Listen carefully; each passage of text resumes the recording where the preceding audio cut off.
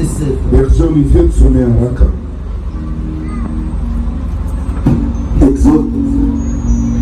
Exode chapitre 12, verset 1er à 12, nous lisons dans le nom du Seigneur Jésus-Christ. 13e verset. Jusqu'au 13e. L'Éternel dit à Moïse et à Aaron dans les pays d'Égypte, Bwana Mungu akaambia Musa na Haruni katika nchi ya Misri, sera pour vous le premier des mois, hii mwezi itakuwa ya kwanza ya mwaka kwenu. de l'année.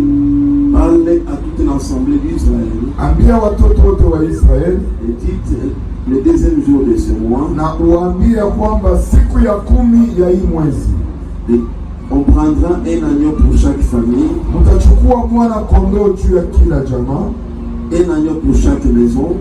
mwana kondoo juu ya kila nyumba. Si la maison est trop peu nombreuse, Kama nyumba watu ni wachache, pour un agneau, juu ya kondoo mmoja on le prendra avec son plus proche voisin, utachukua na jirani wako wa karibu, selon le nombre de personnes. kwa mlingano ya namba ya watu. Vous compterez pour cet agneau Mtahesabia juu ya hiyo kondoo d'après ce que chacun peut manger. kufuatana na ile kila mmoja atakula. Ce sera un agneau sans défaut, Itakuwa kondoo bila kosa, mâle, ya kiume âgé d'un an. ya mwaka moja. Vous pourrez prendre un agneau ou un chevron, Munaweza kamata kondoo ama mbuzi dume, vous le garderez jusqu'au 14e jour de ce mois, mutaichunga mpaka siku 14 ya hii mwezi, et toute l'assemblée d'Israël na kusanyiko yote ya Israeli l'immolera entre les deux soirs. wataichinja katikati ya usiku mbili. On prendra de son sang Tachukua damu yake et on la mettra sur les deux poteaux et sur le linteau de la porte.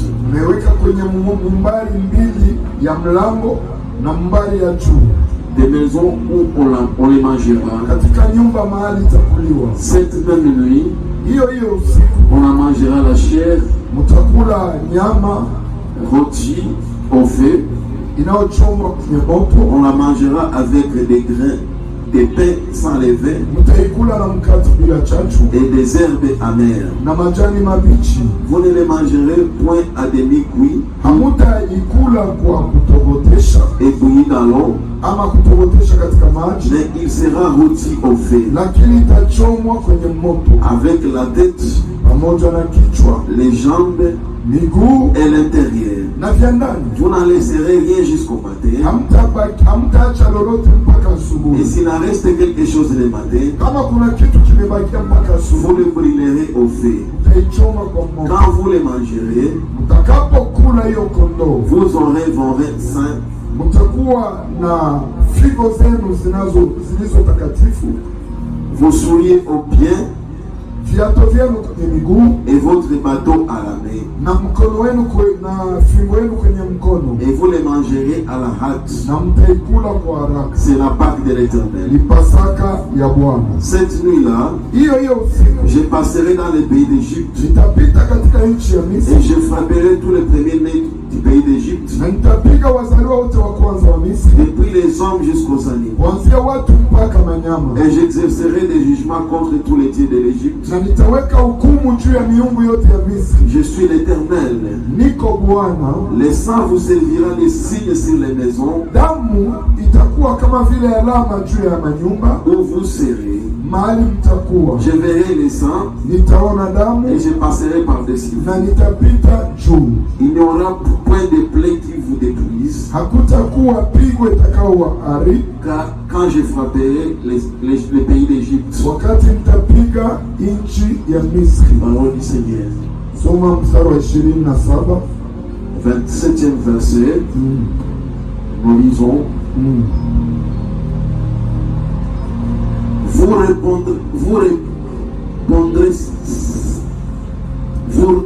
Vous répondrez, Mtajibu hivi, c'est le sacrifice de Pâques en l'honneur de l'Éternel, ni zabihu ya Pasaka kwa ajili ya heshima ya Mungu, qui a passé par-dessus les maisons des enfants d'Israël ambayo ilipita juu ya nyumba za watoto wa Israeli Misri, lorsqu'il frappa l'Égypte alipiga wa Misri et qu'il sauva nos maisons. na akaokoa nyumba Le zetu. peuple s'inclina et adora. Taifa ikasujudu na wakiabudu.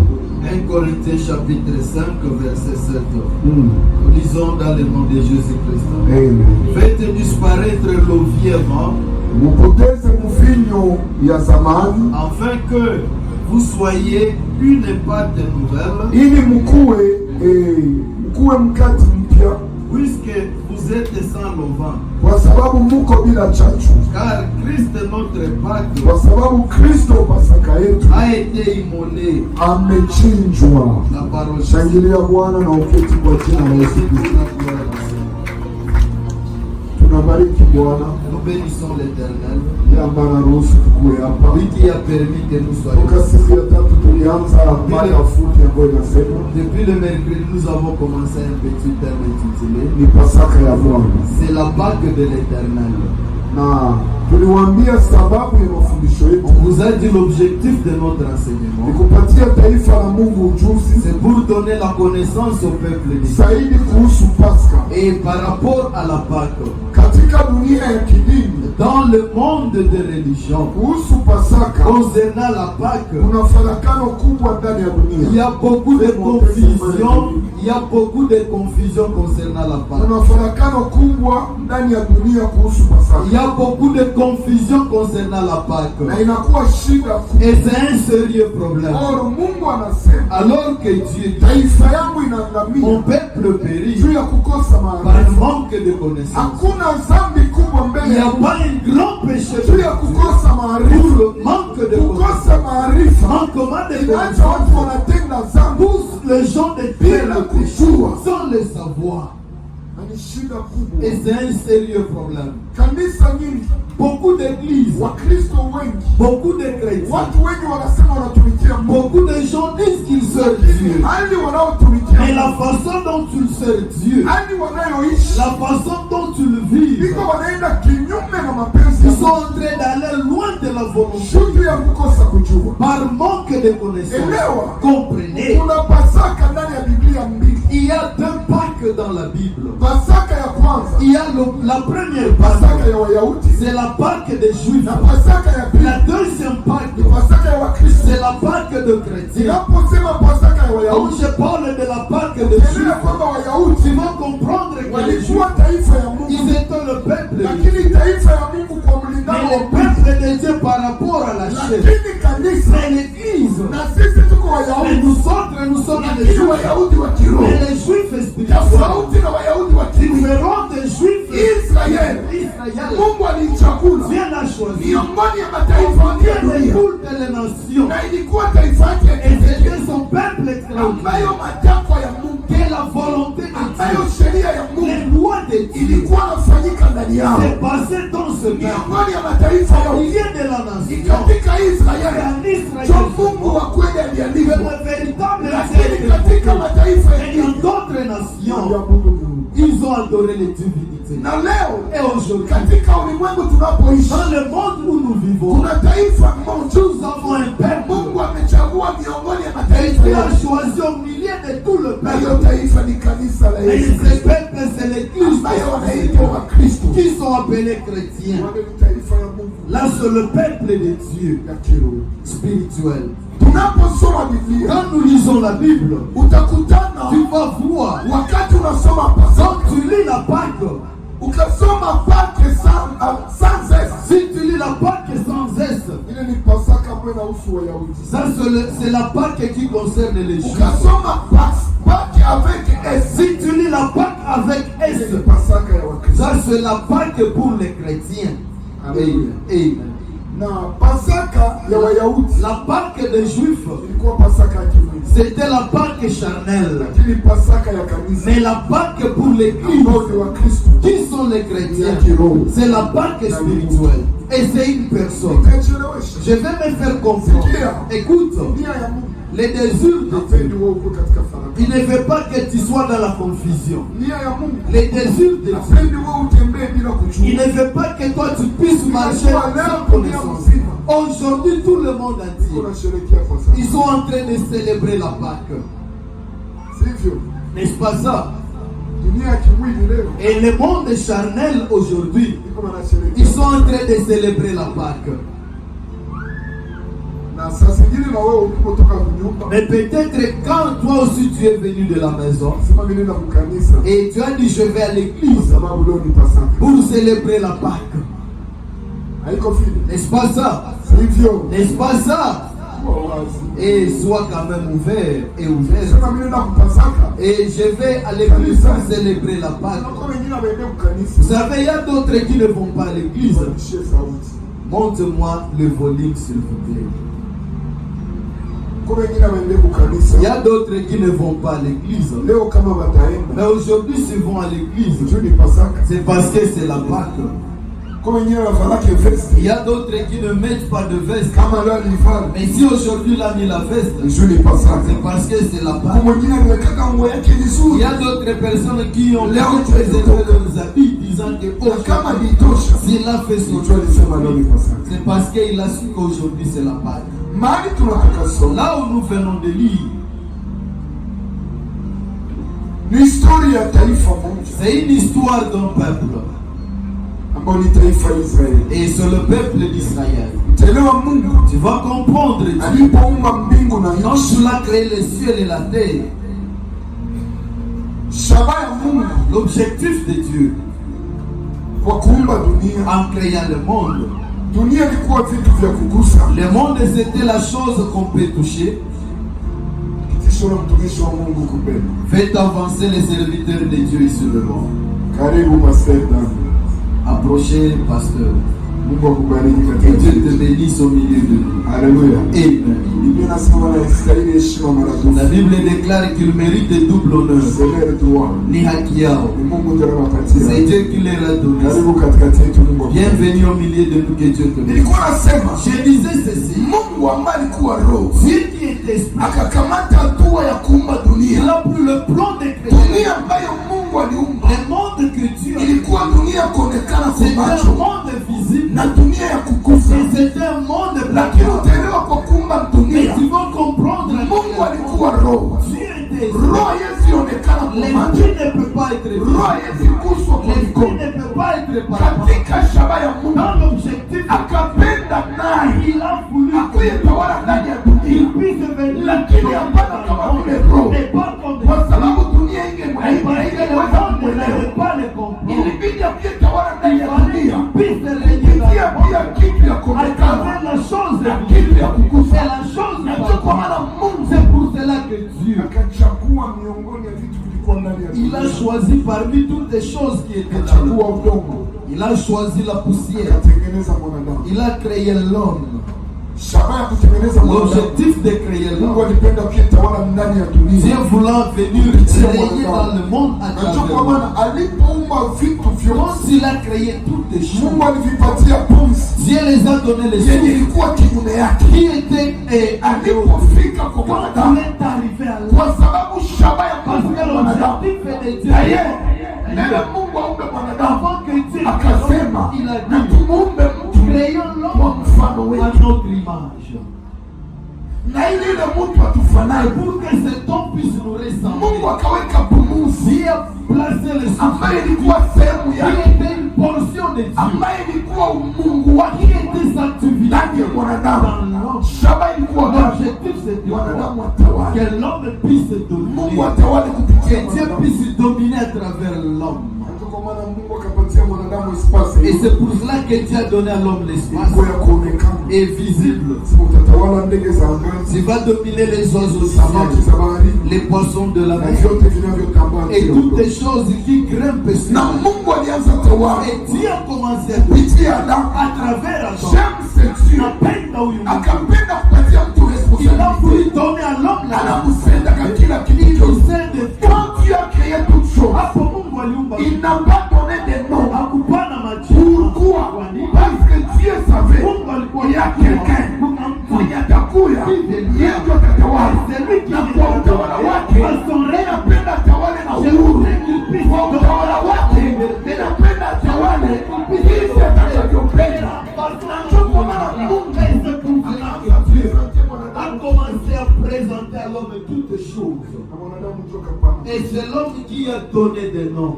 Mais après cela, Mais kisha hiyo, mwanadamu katenda dhambi. l'homme a commis le péché. Akajitenga mbali na Il Mungu. s'est éloigné de Dieu. Mungu akaanza tafuta mwanadamu. Dieu a commencé à chercher le mécanisme pour chercher. Namna gani mwanadamu atamrudi? Comment l'homme peut Namna gani avoir. atatembea na mwanadamu? Comment ils vont marcher avec l'homme. Mpaka kafika wakati Jusqu'à alituma ce kwa qu'il ait jina Abrahamu. Et il a choisi l'homme au nom d'Abraham. Akamwita kumtosha katika nchi yake. Il a appelé en les faisant sortir Katika nyumba ya baba yake. dans la maison de son Na père. Mungu akamtuma. Et Dieu l'a Na kwa envoyé. kuita huyu mtu, Et en appelant ce Mungu homme, alikupatia ahadi nyingi. Dieu lui a donné beaucoup de Miongoni ya ahadi ambazo Mungu alimpa, akamwambia taifa Il yako a dit ton peuple itajikuteka utumwani se retrouvera en na watafanya karne ile Ils feront 4 katika utumwa, dans la na ndiye Mungu Et moi Dieu, itashuka kuwaokoa je descendrai pour les niwabebe katika nchi et yao. les amener dans le pays. Kanana mahali En nimekuwaita. Canaan, là où je Mahali vais. tunatoka soma Là où nous venons de lire, ni historia c'est l'histoire ambayo Mungu que Dieu alikuwa timiza na Musa est venu accomplir avec kwa nous kutimiza ahadi ambayo alipatia Abrahamu, en faisant respecter. kwa sababu alimwambia nitatembelea taifa yako Je visiterai ton peuple na nitawakoshaka et utumwani je les ferai sortir niwabebe katika nchi yake. et je vais les envoyer Mungu dans le pays. akaita Musa Et Dieu a appelé lui. akaongea naye mambo Il mengi, a parlé avec akamtuma kwa Farao Il l'a envoyé chez Pharaon. na Moïse Et Moïse, akaanza exercer il a commencé à exercer pouvoir le pouvoir yenye Mungu alimupa kwa qu'il Farao. lui a fait donner de Pour Farao alibere pour taifa que Pharaon puisse libérer Mais le Pharaon, Pharaon il a refusé akakata. de libérer ses peuples. Pourquoi tu liais taifa? Mais Dieu Ancien Testament, Mais dans l'Ancien Testament sous Agano la Kale, et l'Ancien Testament, c'était l'ombre des choses à venir. ilikuwa kivuli ya vitu ambavyo Mais la vitakavyokuja réalité était en Christ. na ukweli ilikuwa katika Kristo. Dernièrement, je vous ai révélé quelque chose. Siku zilipita niliwafunulia jambo fulani, Je pense que je vais en parler. nadhani nitaizungumzia. Depuis que le monde existe, Toka dunia inakuwepo, il n'y a qu'un seul nom. kuna jina moja tu Que le monde des ténèbres, ambao ulimwengu que wa le giza, diable, ambao la shetani government yake avec son gouvernement ne résiste pas. hawa Mais dans l'ancien temps, ndani ya gano la ce nom était caché. hiyo jina ilikuwa Même si ce nom était caché, hata kama hiyo jina mais tout ce qui était l'ombre et le nom, kama ilikuwa kivuli ya hiyo le jina, diable aussi ne devait pas résister shetani pia hangeliweza pour libérer le peuple de Dieu. ili ajilie, Car c'est le nom qui kwa libère. sababu ni jina Alors, la Moussa kapiga pigo kumbu, Et Moïse a frappé 9 plaies. pigo kenda. 9 plaies. Farao akuitika Et kwa. Pharaon n'a pas libéré le peuple. Historia ambayo tunatoka soma, L'histoire que nous venons de lire, pigo ya mwisho c'est le 10e plaie ambayo Mungu que Dieu alienda fanya kwa hiyo recours est parti faire recours pour que son peuple soit libre. ili taifa yake iwe ache huru. Mais Lakini parce que kwa sababu cet agneau hiyo mwana ambayo ilibidi ichinjwe ifale ilikuwa kifuri. c'était l'homme. Dieu devait donner Mungu angelipaswa pana certains critères Mungu angelipana kritere fulani na maelezo fulani et avec beaucoup de ili hii agneau pour que cet yenye agneau italibere peuple libérer d'Israël ce peuple d'Israël, ikuwa véritable que agneau, ça soit le véritable, ikuwa ombre véritable. que ça soit l'ombre de véritable. Akamwambia Moïse, Dieu a dit à Moïse et à Aaron, mwende mwambie watoto wa Israeli, va dire au peuple d'Israël, et chaque famille kila jamaa watakamata kondoo vont prendre l'agneau kwa mwaka moja. d'une année Kondoo ule atakuwa kiume et l'agneau sera mâle na ule kondoo atakuwa bila kosa. et ça sera l'agneau sans défaut. Mercredi nilisemea mambo mengi sipendi Le kurudia. mercredi, je parlais de beaucoup de choses que C'est je dit que parlais. la sortie des enfants d'Israël en Égypte, Kutoka kwa watoto wa Israeli huko il Misri nous permettre même à Mungu kuchanger calendrier. a permis à Dieu de changer même sa calendrier. Écoute, Écoute, quand tu appelles quelqu'un, hapo Mungu anaita mtu. anabadilishaka Il kalendari. change même la calendrier. Mungu hawezi tembea na Dieu wewe ne peut pas marcher na avec toi kalendari ambayo alikukuta. avec l'ancien calendrier. Est-ce qu'il y a quelqu'un qui Ndio kwa maana akawaambia C'est pour cela qu'il est hii mwezi c'est moi. itakuwa mwezi wa kwanza ya mwaka Ça kwenu. sera le premier mois de Oh, l'année. quand tu as envoyé Moïse, Hapo Mungu alituma watoto ya Israeli walikuwa naishi mkalendari ya Wamisri. il vivait dans la calendrier. Mais comme le temps de la délivrance ilifika, ilifanya Mungu abadilishe pia kalendari. Niko naambia mtu moja, quand le Pâques arrive, change votre calendrier.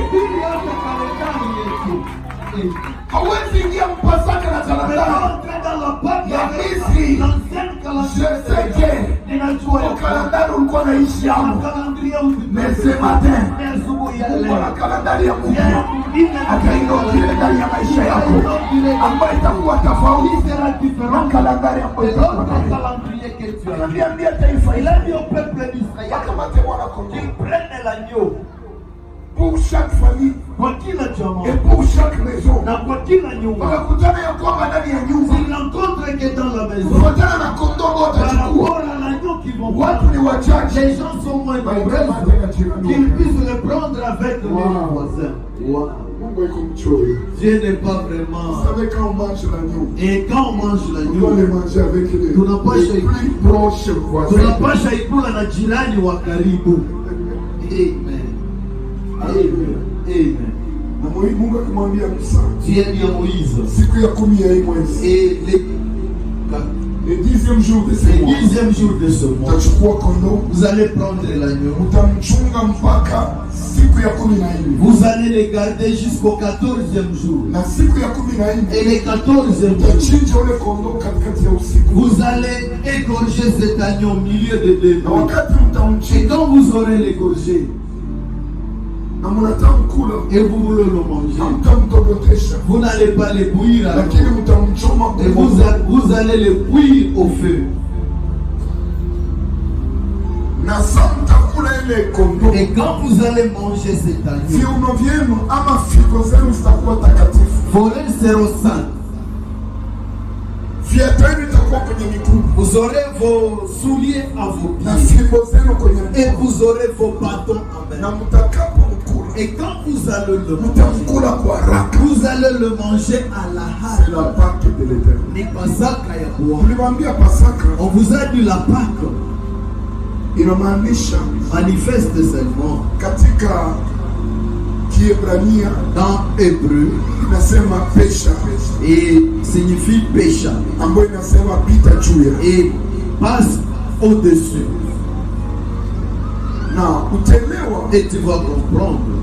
kama Pasaka ilikuwa juu ya Wayahudi wa kimwili, Si la Pâque est venue pour les Juifs charnels, ilikuwa na vitu mbili. avait des objectifs. Premièrement, Ya kwanza c'était la délivrance ilikuwa ni de wokovu watoto ya Israeli. des enfants d'Israël. Deuxièmement, Ya pili c'était le jugement ilikuwa ni juu hukumu ya miungu ya Misri. pour les dieux de l'Égypte.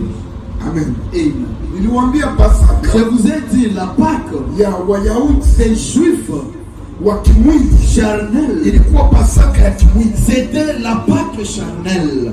na kulikuwa siku iliwekwa Et il y a un jour qui a été placé juu ya kusherehe hii fete ya pour Pasaka. célébrer cette fête pascale. Niliwazungumzia mambo mengi Je vous ai parlé de beaucoup de choses le vendredi, mais je ne veux pas me répéter. Comment on les Et célébrait? c'est comme ça Nani hivyo walipasha celebrate il ile devrait Pasaka. célébrer cette Pâque. Andiko ya pili ambayo tulisoma Le ndani ya deuxième Wakorintho, verset que nous avons lu dans Biblia Corinthiens, inasema la Bible déclare toshe mvinyo wa kale ndani mwenu, et ôtez le vieux vin dans vous. haleluya, Amen. na muitenge mbali na maisha yenu, Éloignez loin de votre vie, kwa sababu Kristo Pasaka yenu parce que Christ, votre Pâque, amechinjwa, il a été immolé. ametundikiwa. Il a été immolé. Haleluya. Amen. Oh, niliwaambia Je vous ai dit, Pasaka ya watoto wa la Israeli Pâque des enfants d'Israël, ilikuwa ya kimwili, c'était charnel. na sisi kanisa Mais nous, Église, kama vile wa Kristo, comme chrétiens, Pasaka yetu ni ya kiroho. notre Pâque est spirituelle. Lakini utaelewa kitu Mais tu moja, vas comprendre, Pasaka iliyofanyika katika agano la la kale Pâque qui était faite ilikuwa kivuli c'était l'homme ya Pasaka ya kweli, et la véritable nayo ni Kristo. qui est Christ. Kweli kama Kristo ni Pasaka ya kweli. Notre vrai Pâque. Mbele tumwelewa, Avant de le turudie comprendre, kwanza kupasaka rentrons dans ya la agano la Pâque kale de l'ancien ili tuelewe Kristo pour comprendre kama vile Pasaka. comme Pâque. Prinsipe ya kwanza Le premier des principes juu ya Pasaka, pour la Pâque, juu ya délivrance pour la délivrance ya du peuple d'Israël, walipasha respecte il devait respecter manorme ya ile agano. les normes de cet agneau.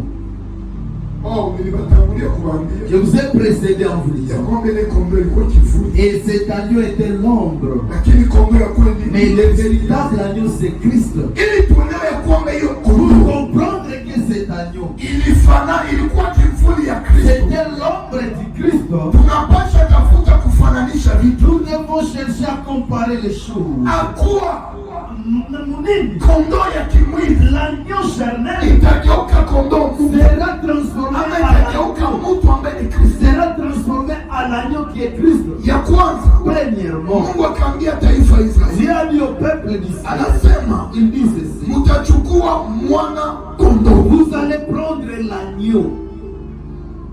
Eska realite Kwa ukweli, kama Yesu ni Pasaka yetu, Christ est notre Père. eska alikuwa kondoo? C'est vrai, il était l'agneau. Ukasoma ndani ya Yohana, Si nous lisons dans Jean, ndani ya Yohani sura moja dans Jean chapitre 1er mstari wa 29 et 29e verset, hapa ni Bwana wangu Yesu ici c'est mon Seigneur iko na pia Jésus kubatizwa Yohana. qui vient au baptême de Kama Jean. Mungu aliita Yohana, Si Dieu appelait Jean, ilikuwa Yohana c'était pour que akuye Jean presente puisse Yesu se présenter Jésus kwa Wayahudi, chez les Juifs. parce que Jésus Parce que Christ Yesu n'était pas connu au milieu des Juifs. miongoni Il mwa s'est dit Wayahudi. que Jean il était le dernier prophète. Alikuwa nabii wa Mais mwisho. Jean qui est le prophète, Hapo kama il devait montrer Christ. alipaswa kuonesha Sasa Kristo. wakati Yesu anakuja Quand Jésus-Christ kubatizwa au Yohana, baptême de Jean, aliitwa Yohana na Kristo. comment Jean Jean chapitre 1 verset 29.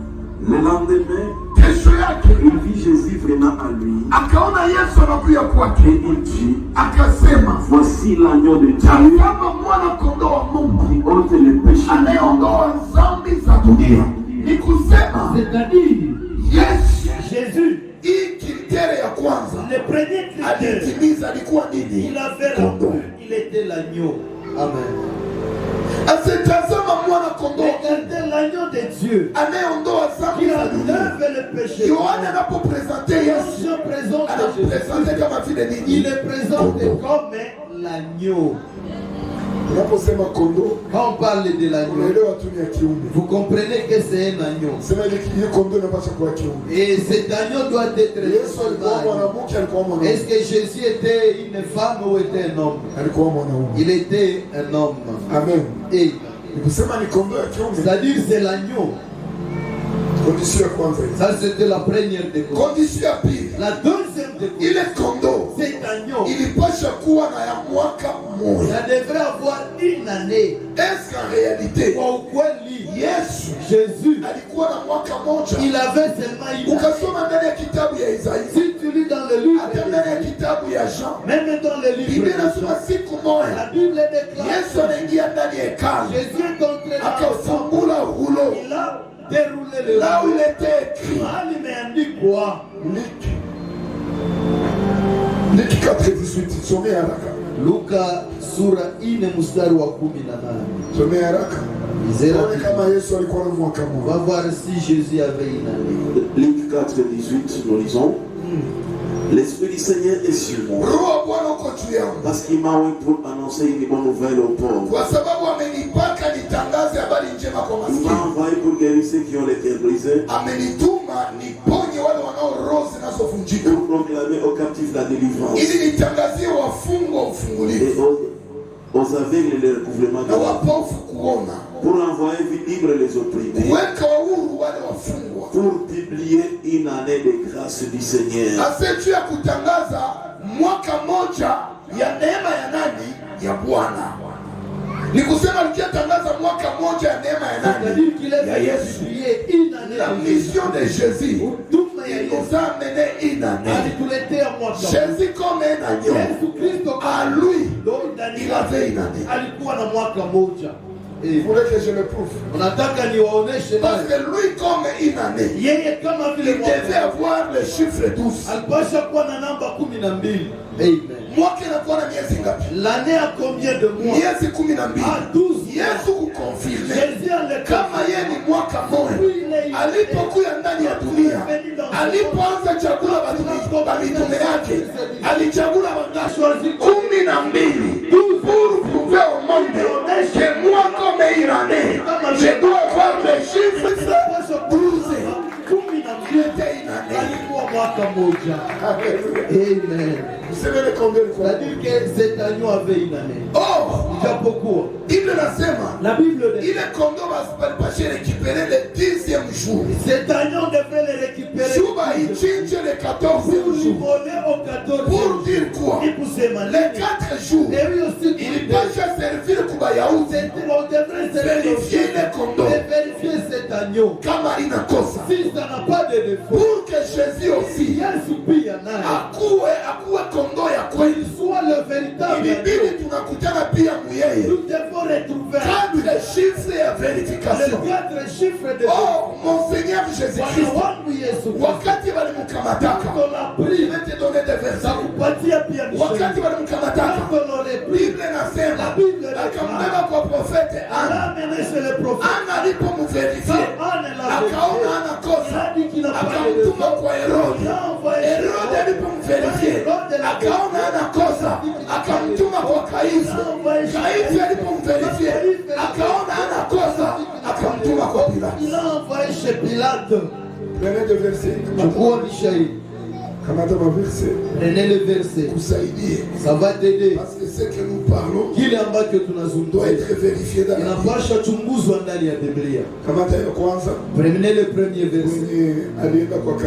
Là où il est parti chez Caïphe. Matthieu 26, verset 57. Matthieu chapitre 26, verset 57. Là où il est parti chez Pilate. Marc 15, verset 1er. Marc chapitre 15, au premier verset.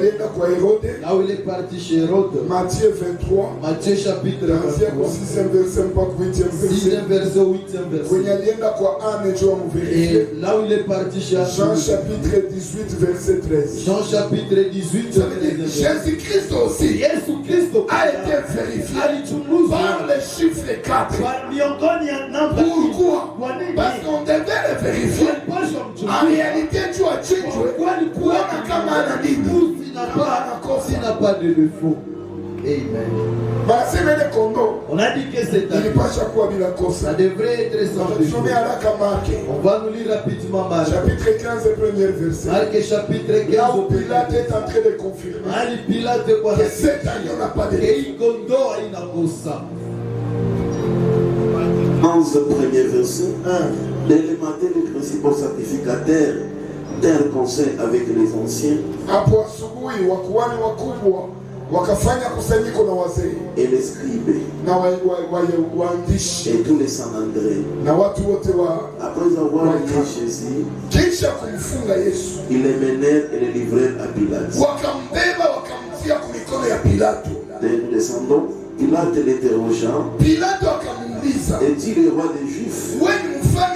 Jésus lui répondit, il dit, les principaux sacrificateurs portaient contre lui plusieurs accusations.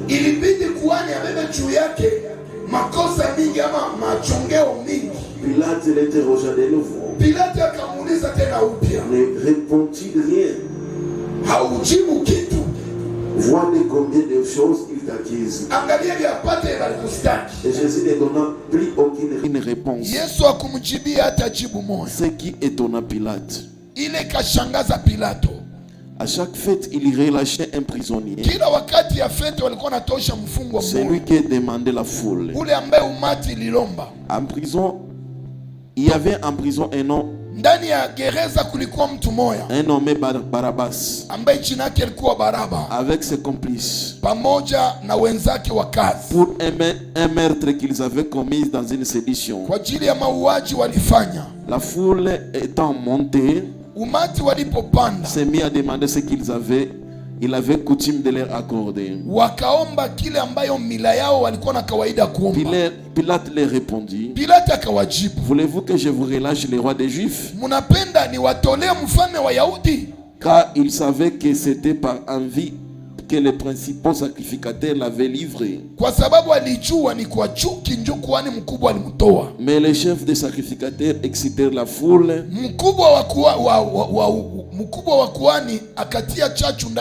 Afin que Pilate les relâche plutôt Barabbas. Reprenant la parole, leur dit, que voulez-vous donc que je fasse de celui que vous appelez le roi des Juifs? Il criait de nouveau, crucifiez-les. Pilate leur dit, quel mal a-t-il fait? Et il criait encore plus fort, crucifiez-les. Wamutundike.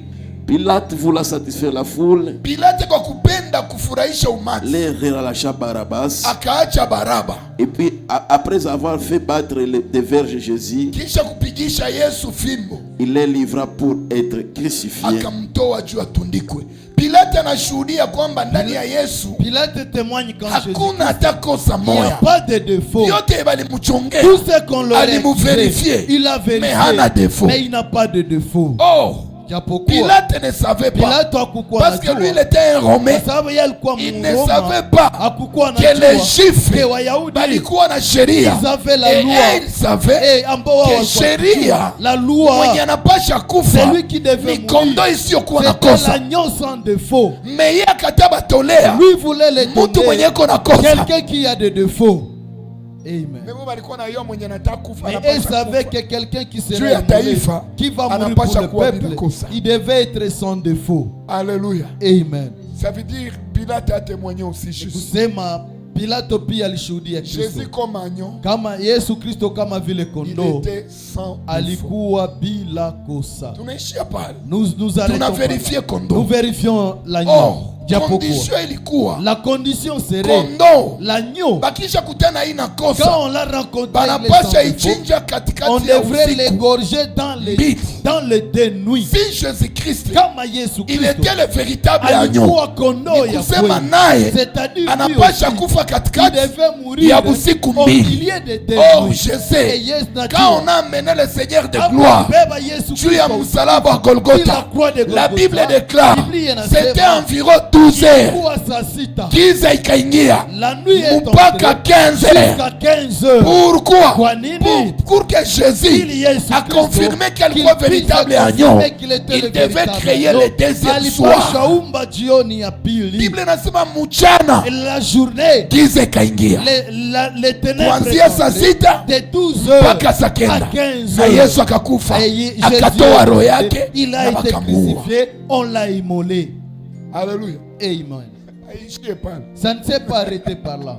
Même si Hata kama balipasha kumchinja on devrait l'immoler katikati ya deux au soirs, milieu de deux soirs. Bible La nasema Bible déclare balipasha kule le kondo on devrait manger cette alaate. mbio Mais mbio. wakati taifa Mais Israeli quand le peuple ilipasha d'Israël kule le kondo, devrait manger cette kuko attitude ambayo il y Mungu a aliexige. l'attitude que Dieu les Je a suis en train exigées. de dire à quelqu'un, Nikonambia mtu mmoja, Jésus-Christ est comme le véritable Yesu Kristo agneau. kama vile kondoo ya Jésus-Christ kweli. est comme le véritable Pâques. Yesu Kristo Il kama a été Pasaka immolé à la kweli. croix. Alitundikwa kumsalaba. Mie na weye Moi et toi, hatuna haja tena ya kusherekea Pasaka kama vile siku. Yesu ndani ya maisha yetu ni Pasaka kila siku. Siku ulipokea Yesu kama Bwana na Mwokozi wa maisha yako, alikufa na akafufuka. Wewe kama vile Mkristo hautachunga tena siku juu sherekee Pasaka. pour célébrer la Pâque. Yesu Pasaka yako Mais Jésus-Christ alichinjwa. comme la Pâque, il a été immolé. Haleluya. Amen. Haiko tena Il kumsalaba, n'est plus à la croix. haiko tena kondoo. Il n'est plus l'agneau. Tuchunge siku ya leo Tendre la journée d'aujourd'hui pour les célébrer. Kristo. Pour nous chrétiens, Yesu kwetu Jésus-Christ ni de Pasaka, Pasaka kila siku. c'est la Pâque chaque jour. Ninapolamuka Quand je me réveille, Yesu ni Pasaka yangu. Jésus-Christ c'est ma Pâque. Ninapotembea Quand je marche, Yesu ni Pasaka yangu. Jésus-Christ c'est ma Pâque. Sitachunga sana Je ne vais wengine pas attendre comme les benye autres. balijitakasa hii Ils se wiki sont sanctifiés au juu cours de leo la baingie semaine mupasaka. pour entrer dans No, la siye Pâque. Yesu kwetu kama Non, vile Pasaka pour nous, Jésus-Christ, tunapasha jitakasa nous kila devons nous siku. sanctifier chaque Vous jour. savez, pour les Juifs, Unajua kwa Wayahudi, je vous ai dit ceci, niliwaambia hivi, mbele bafikie Pâques avant d'arriver balikuwa cela, na 7 ils jours avaient 7 ya jours sanctification. de Et il y avait les aliments na kulikuwa et vyakula les choses na vitu yenye balikuwa ils bezitumia. ne devraient pas Si manger. hatutachunga Nous n'allons pas tujitakase qu'on puisse se mwi mwezi sanctifier. wa Et ine dans le juu mois tunayua d'avril, leo pour savoir tutasherekea qu'aujourd'hui, Pasaka. que nous allons Mesiye célébrer la Yesu Pâque. kwetu Mais nous, kama Jésus, vile Pasaka comme notre tunajitakasa Pâque, kila nous nous siku, sanctifions chaque tunatumikia jour. Mungu Nous kila servons siku, Jésus chaque tunapenda jour. Mungu Nous kila servons siku. Jésus chaque jour. Amen. Qu'on ne puisse pas te déranger. Et aujourd'hui, qu'on puisse Jour ni commencer à te Pasaka, faire non. souffrir. Achetez-moi Si la kwetu neuve wa parce que Kristo. c'est la Pâque pour nous Pasaka ni chrétiens. kila siku. La Pâque, c'est chaque jour. Ima wiki inapita njo wengine walikuwa naenda tubu. Et les semaines passées, les autres sont partis se sanctifier. Oh, tuko mu Kwaresma. Oh, nous sommes dans les Kwaresma. Tunatafikia Pasaka. Nous allons atteindre la Haibidi Pâque. kuwa na probleme Il na ne faut mutu. pas avoir de Kwetu problème siye avec ba eux. Kristu Pour nous ambaye chrétiens, Yesu ni Pasaka yetu kila siku, hatuna haja ya kukuwa na probleme na mutu. Hatuna haja ya kutengeneza na batu. Hii siku ya Kwaresma kwetu siye tunapasha tafuta amani na kila mutu kila siku ya maisha yetu hapa chini ya jua, kwa sababu Yesu ni parce Pasaka. que Jésus-Christ c'est notre Pâque.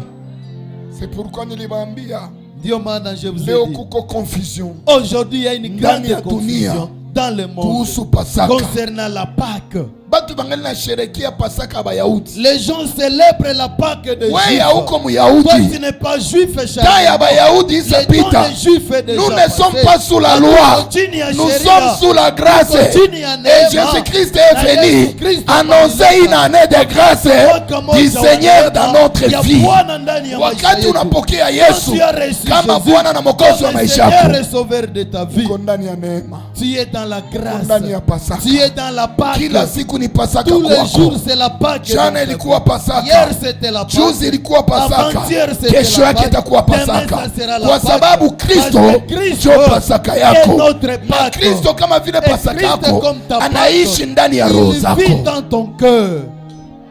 Amen. Asikudanganye tena, ungoje siku Qu'on ne puisse plus te tromper d'attendre le jour ili usherekee Pasaka, pour célébrer la lakini Pâque. Yesu ni Pasaka Mais yako. Jésus-Christ c'est Mtu ta mmoja Pâque. aseme Yesu ni Que Pasaka quelqu'un yangu. dise Jésus-Christ est ma Pâque. Je vous ai dit ceci, Niliwaambia hivi, la Pâque pour les enfants d'Israël Pasaka kwa ajili ya watoto a wa amené Israeli des choses: ilileta vitu la vingi. délivrance des enfants Et d'Israël ukombozi wa watoto et wa le Israeli jugement. na hukumu. Mais Jésus-Christ, Mais Yesu Kristo, notre Pâque, Pasaka lui, il a été immolé yeye alitundikwa pour les Égyptiens ili kwa et ajili pour ya les Juifs. na kwa ajili ya Wayahudi. Amen.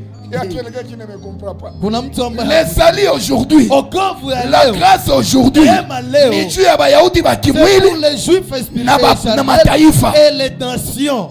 Amen. Leo hata Myahudi akaamini Même si un juif anaingia ndani ya il neema. entre dans la grâce. Wewe wa mataifa ukaamini unaingia ndani ya neema. Ni kusema Yesu kama vile Pasaka yetu, yeye akuleta hukumu, lakini yeye alikuya okoa watu wote. Acha upokee wokovu ya Pasaka kama vile Kristo. Kwa maana Biblia inasema La Bible déclare ndani ya Yesu en Jésus-Christ hakuna Myahudi, il n'y a plus les juifs, hakuna il n'y a plus Myunani, les hakuna il n'y mfungwa, a plus les captifs, hakuna huru. et il n'y a plus les Nous libres. tous, Si nous sommes sauvés par la grâce. kupitia neema. Amen. Sabatu bangali na sherekea Et les gens continuent à Pasaka ya célébrer Bayahudi. la Pâque des Nous sommes Juifs. sous la grâce. Tuko chini ya Nous neema. sommes des Juifs selon Tuko l'esprit, Wayahudi wa pas kiroho. selon la chair. Hapana Si kupitia tu mwili. peux célébrer, Kama unaweza kama unaweza sherekea si tu peux Pasaka célébrer yako, la Pâque, Bwana isherekea kila il siku. faut les célébrer chaque jour. Kama unaweza jitakasa juu ya Si tu Pasaka, peux te sanctifier pour jitakase la kila Pâque, siku. sanctifie-toi Kama chaque unaweza jour. tafuta amani na watu Si tu juu ya veux chercher Pasaka, la paix avec tafuta tout le monde, amani kila cherche siku. la paix avec Mais tout le monde écoute, chaque enfant jour. de Dieu, Sikia mtoto wa wakati Mungu. Pasaka Quand inakuyaka, la Pâque inakuyaka na est arrivée, deliverance. la Pâque est Kama arrivée. Yesu kweli ni Pasaka ya maisha yako, haezi acha maisha yako endelee kufungwa kote kwenye ulikuwa nafungwa.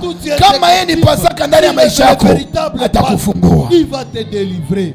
Ndio kwa maana asubuhi ya leo, C'est pour cela ce matin. kiango yote maisha yako Toutes imefungwa. les dimensions où ta vie Kama ni est maisha yako ya bloquée. kiroho, Si c'est ta vie Yesu ni spirituelle, Pasaka yako. Jésus-Christ est Sherti ta maisha yako ya kiroho Fils ifunguke. spirituel, toi, t'es Kama ni délivré. maisha yako ya kikazi, Fils de Yesu ni travail, Pasaka yako. Jésus-Christ est Sherti Pasaka. kazi yako Ton ifunguliwe. travail doit être Kama ni délivré. maisha yako ya Si c'est kimwili, ta vie, Yesu ni Pasaka yako. Jésus-Christ qui est ta Sherti Pâque. mwili yako ifunguke. Ton corps doit être délivré. Amen. La Pâque vient aussi Pasaka inakuja pia avec la guérison. pia na Niko uponyaji. natangazia mtu moya, Je déclare une Yesu ni personne. Pasaka yako. Jésus-Christ c'est ta Magonjwa Pâque. ina haja ya kuendelea Toutes les kusumbua, maladies, plus trois de ingalawa jina ya magonjwa Quel que soit le nom niko de la naitangazia, maladie, je suis en train de ingalawa le miaka, Quel que soit ingalawa le miezi, quel que soit ingalawa le temps, masiku, quel que soit les niko jours, naitangazia je kulibere déclare maisha yako de libérer ta kwa vie. jina la Yesu Au nom Kristo, de Jésus-Christ. parce que la Pâque Parce que Pasaka, était inaugurée ili à la uliwekwa, croix. kumsalaba Oh, wa à la Golgotha, croix, kumsalaba il wa a porté Golgotha, nos souffrances. souffrance. À la croix alibeba laana yetu, kumusalaba alibeba magonjwa yetu, kumusalaba alifanya yote juu ya maisha yako. Acha matokeo ya Pasaka ifanyike ndani ya maisha yako. Kwenye maisha yako ilikuwa nalemewa, ifunguliwe. Kwenye kazi yako ilikuwa nafungwa, ifunguliwe, kwa sababu Yesu ni Pasaka yako. Niko na informe, j'informe à une personne, à tous ces gens qui faisaient souffrir ta vie. niko na informe, J'informe sheria zote ziliwekwa toutes juu ya les lois maisha qui ont yako. été placées pour Biblia ta vie. inasema La Bible sa dit Yesu alilalamika, quand Jésus a yote prié, yametimia, tout est accompli. hata rido Même les rideaux, amapazia hekalu ikapasuka. Niko natangazia mtu moya, sheria zote waliweka juu ya maisha yako zitapasuka leo, kwa sababu Yesu ni Pasaka yako. La Bible déclare, dans l'ancien temps, tout le monde n'avait pas droit d'accéder au lieu très saint. D'ailleurs, même le souverain sacrificateur alipasha ingia une fois par an juu aende atetee zambi za taifa. Mesa Yesu alikuya comme le véritable pake. Yeye alipasua pazia, alipasua pazia, akanipatia mie na wewe accès dans le lieu très saint. C'est pourquoi hauna haja ya kwenda tena kupitia kumutu, de passer à travers une personne maombi yako pour que isikilikane. ta prière soit exaucée. Yesu kama vile Pasaka Jésus-Christ aliweka njia wazi kote kwenye huko, unaweza invoke jina la Yesu na utapokea msaada.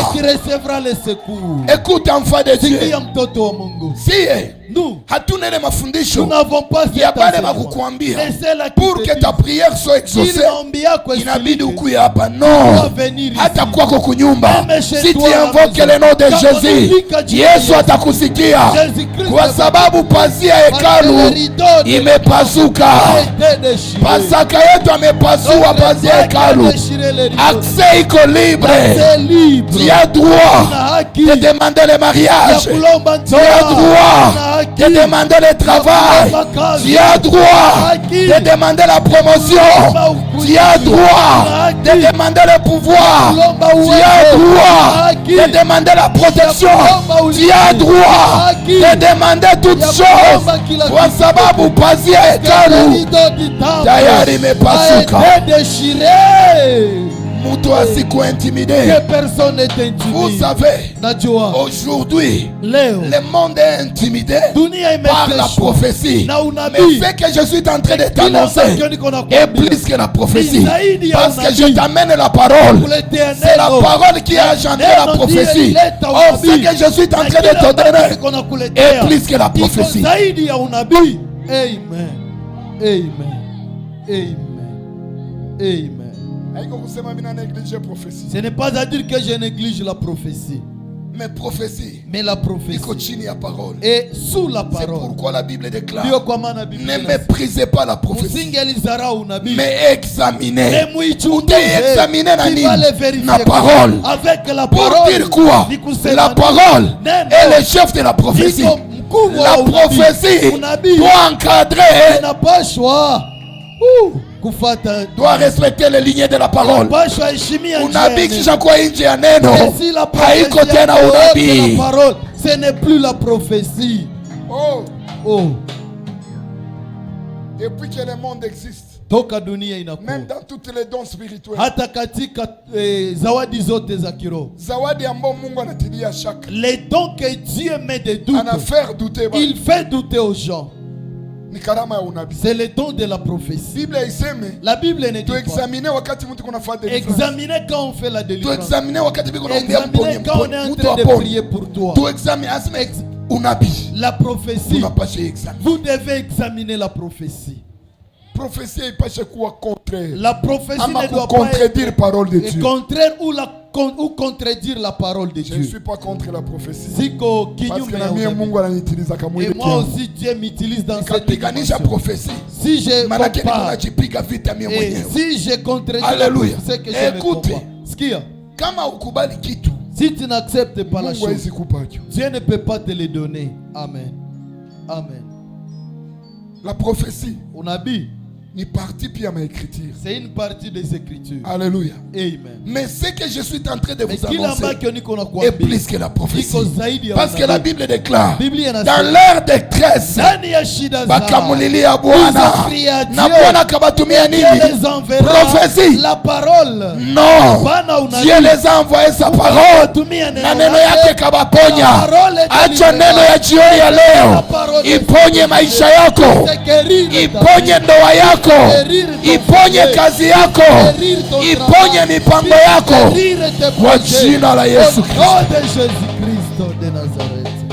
Amen. Jésus notre Pâques Bwana Yesu a Kristo été kwa immolé. amekufa. Écoutez, Sikia, chaque jour, kila siku la présence de Jésus uwepo wa Yesu dans Kristo votre vie ndani ya maisha yako amène de bonnes choses. inaleta mambo mema. Vous savez qu'avant l'œuvre de la croix, Unajua mbele ya kazi ya msalaba nous wa étions Golgotha, des esclaves. tulikuwa watumwa. Maisha tulikumiwa, Notre vie était condamnée. hatungeli bouger, On n'allait pas bouger. mais grâce Mais kupitia à l'œuvre de neema la croix, ya kazi ya juu msalaba ya wa Golgotha, Pasaka, juu ya ambao pula ni Yesu, qui est Jésus mie Christ. na wetu tuko huru. Moi et toi nous sommes Et nous libres. avons droit, Na tuna haki. nous avons Tuna droit, haki. nous avons Tuna droit haki ya kuacceder d'accéder kumema yote ya Mungu dans kwetu. tout le bienfait de Dieu. Écoute, Sikia, Dieu dit ceci aux enfants Mungu d'Israël: anaambia hivi watoto wa Israeli, vous devez manger l'agneau, mnapaswa kula kondoo. mais ile kondoo ambao mtakula C'est agneau que vous allez manger. haipashe togoteshewa. Ça ne doit pas être bouilli par l'eau. Nous avons compris, moi et toi, Tunaelewa ya kwamba que l'agneau c'est qui? Eh, C'est kondoo Jésus-Christ. ni Yesu Kristo. Jésus-Christ c'est qui? Yesu Kristo. C'est la parole. Ni neno lake. La Bible nous dit Biblia ceci: inatuambia au hivi. commencement Hapo mwanzo était la parole, kulikuwa et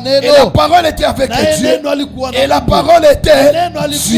Mungu. Nous sommes dans Jean chapitre 1er, Tuko ndani ya du Yohana premier sura ya verset kwanza. jusqu'au 3e, Mstari wa kwanza ukafika ku mpaka 14e Sisi verset. alivyo 14e Biblia verset. inasema La Bible na inasema, neno ikavala Et la nini parole mwili a été faite ikaketi chair. Et kwetu, la parole a tukaishi résidé en nous. utukufu wa On a Mungu vécu la gloire kama wa de la mwana parole. pekee Comme la- aliyetoka kwa l'enfant Mungu. unique venant de Si Dieu. Jésus c'est l'agneau, Kama Yesu ça veut Kristo dire ni mwana. Jésus Yesu Kristo c'est la parole. ni neno.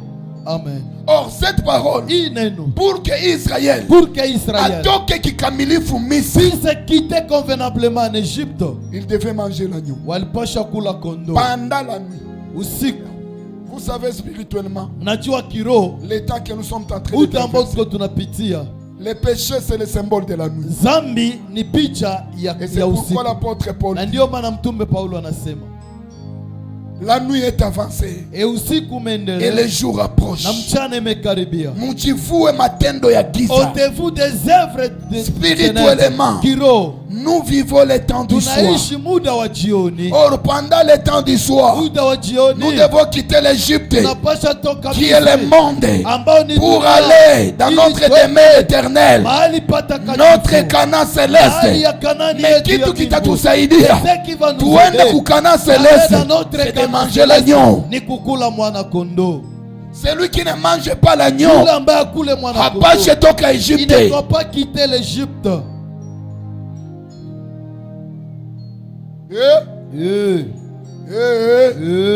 Mwenye akule kondoo Celui qui ne mange hapashe pas toka l'agneau Misri. ne peut pas quitter l'Égypte. Kitu kia kutufasilite Ce qui tutoke va nous Misri faciliter de quitter pendant le l'Égypte. temps du soir. Muda wa jioni, Écoute, enfant de Dieu, sikia mtoto wa tunabakia Mungu. na saa kidogo. Nous Bientôt, peu de le temps qui propriétaire de l'église Eh, mwenye atakuya kanisa, kamata kanisa il yake. viendra récupérer La son Bible église. dit, Biblia Jésus revient bientôt. Yesu Kristo Dans peu anakuja de temps, kwa muda il est à la mfupi. porte. Iko kwenye Il est en mlango. train de frapper. Iko anagonga Bientôt, mlango. Muda atakuya mfupi. kututwala. Il viendra nous récupérer. Mais kiki tutatusaidia Mais ce qui va nous faciliter, ni kukula agneau. c'est manger l'agneau. Ase balipasha kula ile Il kondoo. devait manger l'agneau. Cet agneau là, Hiyo mwana kondoo. ye balipasha On kula. devrait manger. Haingelipasha kutogoteshewa On ne devrait pas les bouillir mai. dans l'eau. Mais ile kondoo balipasha fa nini? On devrait le faire quoi, Balipasha cet agneau? ichoma On kumoto. devrait les crier au Or, feu. l'agneau, Et l'agneau, c'est la parole. ni neno la Mungu. La parole Neno la Mungu doit être rôtie au feu. inapashwa chomwa kwenye Quand on moto. parle du feu, Hapo anasema je moto. vois le Saint-Esprit. Naona Roho Mtakatifu. La Bible déclare les jours de Biblia inasema, Pentecôte. siku ya Pentekoste. Tout à coup, tout sommet à Kwa Raka. ghafla, lisez rapidement. Sommet à Raka. Lisez rapidement. Acte chapitre 2. Acte chapitre 2. Anzia ku premier verset ushuke. Premier verset. Ninatasemea moto ya Je vais parler ya kuchoma koneno. de l'acte qui doit. Matendo ya Mitume sura 2. Anzia Acte kumstari wa kwanza chapitre ushuke. Haraka haraka haraka mudenenda.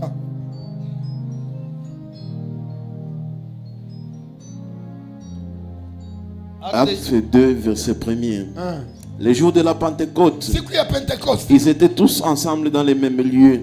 wote walikuwa pamoja mahali pa juu. Tout à coup, Kwa ghafla il vint du ciel un bruit comme celui du vent impétueux. kukatoka mbinguni upepo kama vile ya upepo kali, Il remplit toute la maison où ils étaient assis. ikajaa chumba mahali wote walikuwa. Des langues semblables à des langues de feu Malugha kama vile malugha ya nini? Ya moto. Ya moto leur apparurent, ikawatokea, séparés les uns des autres, ikatenga wamoja na wengine, et se posèrent sur chacun d'eux. na ikashuka juu yao.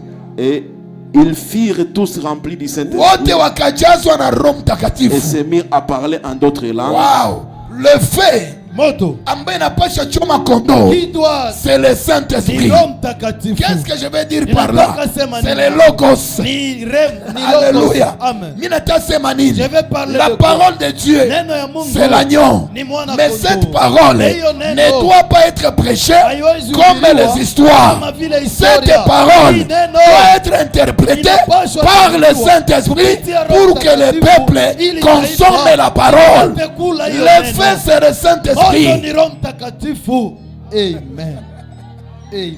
Est-ce que comme tu Il y a unanielewa? quelqu'un qui me comprend. Moto ni Roho Mtakatifu, Le fait, c'est le inakutanana na neno doit rencontrer la ambayo ni parole kondoo. qui est la Roho Mtakatifu Le inaichoma, Saint-Esprit le bouillit. Roho Mtakatifu Le inaichoma, Saint-Esprit le- inaipatia maana, donne le sens. na saa inakuya Et quand ça vient, inaleta ça uzima. va apporter La la Bible vie. déclare, Biblia inasema, maandiko inaua, les Écritures lakini disent, roho inaleta et le uzima. Saint-Esprit vivifie. Bakakuwa na kupatia Si on neno te donne la yenye parole, wanatogotesha ton puits itakuua. et ça va te Neno tuer. ambayo wanatogotesha Mais la parole qu'on haina a pris uzima, n'a pas de lakini vie. neno Mais la parole ambayo wanachoma kumoto qu'on a ambao ni placé au Roho fait, qui est Mtakatifu, le Saint-Esprit. wakati Quand utaisikia tu vas l'écouter, itakuletea uzima. ça va te vivifier.